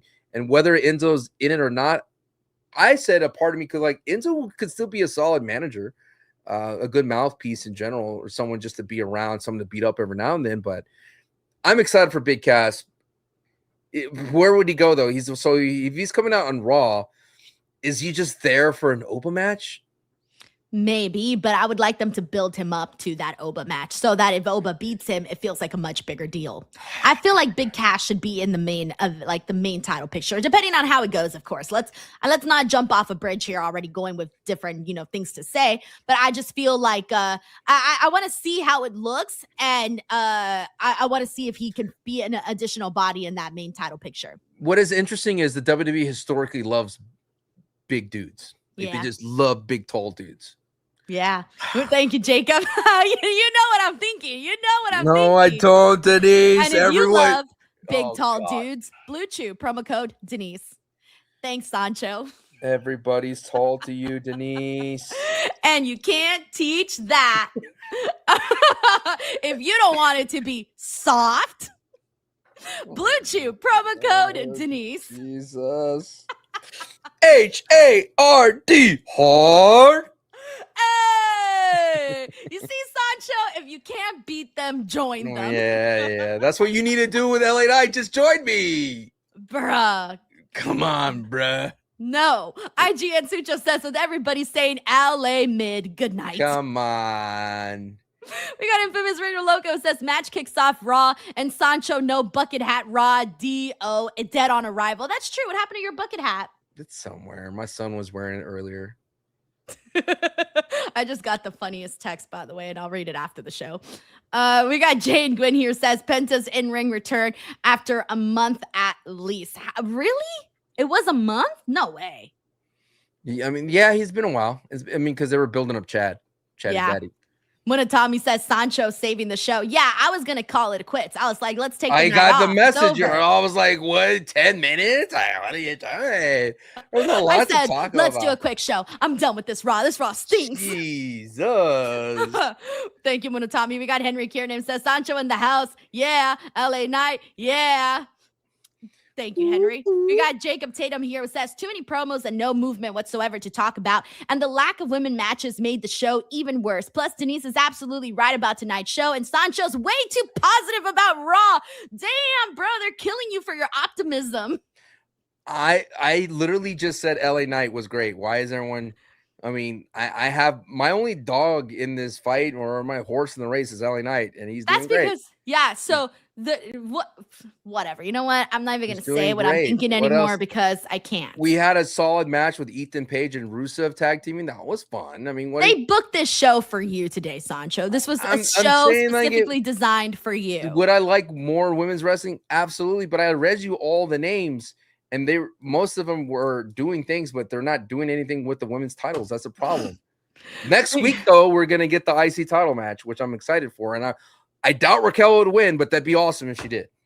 We got Plus Ultra Adrian here says Braun Breaker is Braun broken. I haven't given up yet, guys. I still got hope. Let's feel it out, see how it plays out the next few months. And if not, I will be the first person to start complaining. So Santi and I made a video about what to do with Braun Breaker, and it was a short. We cut it up. And I just said, make him a Steiner. Like, please, just make him a Steiner, because that's what's that's what he is. That's what right? he is. He's what he is. And then guess who gave it an eyes? Braun. No, Big Papa Pump. He was like, yo, Scott Steiner, nice. Yeah, Big Papa, huh? Holla if you hear me. Holla if you hear. He heard you guys, and he heard me. I was like, hey. We got Nothing Happens 96. It says women's promos on commercials, no women's match, and 2 nights SummerSlam with 2 women's matches, and 1 with a champ fighting for another belt. WTF, man. We got to put some more justice there for women's wrestling, especially with the pipeline of talent incoming from NXT. Right now, NXT is the only brand in WWE getting women's wrestling right. Thank you, Nothing Happens 96. We got Jacob Tatum here. It says, Sancho's an excellent salesman, but I remain unconvinced about tonight's Monday Night Raw. Hashtag Mr. Way Too Positive Sancho. And when will AJ Lee come back? Hashtag DWO. I think she's more of a special attraction. She'll come and go as she pleases. I'm sorry. I didn't get Club WWE. I didn't sign up for this. I don't have Club WWE. I don't have either. it. I didn't buy tickets to SummerSlam. They're not. I'm VPN. I haven't bought tickets to SummerSlam either. I'm VPN, but you know who is the first? I don't know if you know this, but who is the first member? Yeah, first Club WWE member, Santi. He told me, he was like, oh yeah, and I signed up. And he signed up for it. He was like, I'm VIP. Oh, let me Triple H. All right, you know what? We may have to change this. We might have to throw the buck over to Santi. Thank you, Jacob. We got Jay here. It says piping hot take, but at this point, Stephanie McMahon is better than Liv's. At least she defended it. No reason to bench Liv this much. Yeah, no, she doesn't deserve that, guys. Like, Liv deserves better. She deserves challenger. She deserves storyline. She's given so much in the last, forever. She's given a lot to WWE, and especially now with her actually proving that she can get over. Whether you love her or hate her, she gets reactions. She deserves something on this show. And thankfully, she's doing a little something here with EO, but even then, I almost worried they weren't even going to bring EO out during this. I was happy when they did, though. I just, it feels like when I'm looking at the women's roster, and, some big major players are still off the board, like Naomi being one of them and Bianca. But I think for me, what is inexcusable and what I'm hearing from you is that they still have so many people that they could bring up. And I think when you have that moment where you could say, okay, we could put JC Jane in that 5-woman ladder match or whatever, and they decided to go with Tiffany Stratton, who's already a champion, who could already get a match on the card. I'm sure you and Santi talk about it. That is where it's like, wait, why are we, again, you're putting all your resources in one type of area when you could spread it out a little bit further. And like the person said that there's only going to be so far 2 women's matches. I'm hoping on SmackDown we get more added to the card, and I'm hoping Fatal Influence defends their title at SummerSlam, because I thought they would win there. I thought they would win at SummerSlam because that'd be like a bigger opportunity to show them off, but they decided on Saturday's main event, and I was like, okay, sure. Tracy here says, don't yuck Sancho's yum. I was happy Right. Jay and Seth was on. This was an episode for both Tracy and Sancho. Yeah. Thank you, Tracy. Don't yuck on my yum-yums. We got Logan here who says the whole women's main event roster is being treated poorly. SmackDown was doing great until 2 hours. Charlotte and Jade is a dream match worthy to be at SummerSlam. I agree. That should have been one-on-one. They didn't even need to be in that ladder match. And I also do feel like since we moved to 2 hours, it hasn't been that strong. Charlotte's not in the ladder match yet. She's gonna be, Wait bro. a minute. She's gonna be. If Jade is in it, Charlotte's gonna be in it. I can get in. Everybody load out. But that's what I mean. Why give Nia another crack at it? Give it to somebody else that could be in there. Don't even remind me about that. We got Kevin H here. It says, I've always appreciated the progress WWE has done with the women's division lately, but this year has been horrible. They went 10 steps back, and I have no absolutely idea why, when they have more talented women than ever. Different personalities, different styles, different aesthetics, everything. And for whatever reason, I don't know why they're taking 10 steps back. Thank you, Kevin. We got JM here. It says Fanatics Fest recaps got more screen time than the women. That's just embarrassing from WWE. Well, it feels like they kind of put all of their bang into Fanatics Fest, and they were like, let's take Monday off today because we did a lot during this weekend. And they did. There was a lot that happened at Fanatics Fest. Even the kickoff show for SummerSlam happened at Fanatics Fest, which was weird. Yeah, I saw that. It threw me off because I was like, wait, SummerSlam today? You're like, what's SummerSlam? Wait. That was in Minneapolis. When were they? Because usually they do those like in the place, Yes. like right before, They usually do it that Friday early before SmackDown is when you get the kickoff. Confused me, man. Messed me up. Well, I'm looking at my screenshots of the show because I what I do is I post some screenshots, and I'm looking around. It's interesting that the only people I would say after this Monday night that really got pushed up a notch is Alpha Academy. Yeah, that's and no one seems to be happy for Alpha Academy. Because for such a long time they told us don't care about them. We're not going to put them on TV. And now suddenly you want us to care. That's my struggle. Thank you, Jaya. We got the Miss Demon here. It says Lyra will DQ IC match next week and set up SummerSlam triple threat. I hope so, because they deserve to be on SummerSlam, and we can add another women's match on there. But hey, Sancho, you know what? Look at me. I gave you more than 10 minutes to talk about LA Knight. Let's call it a day. It was what it was. Sancho, tell the people where they can follow you and support you. Follow me at Sancho West, at Sancho West Wrestling on YouTube and Sancho West on X. And did you see Royce Keys do that? What was he doing? The slam and he went right under the Jacob. It looks good. It looks good. Look meaty. Yeah. Sancho's like, I'm done. Get out of here, Denise. I get the move is Arn Anderson's move. It's gonna bother me.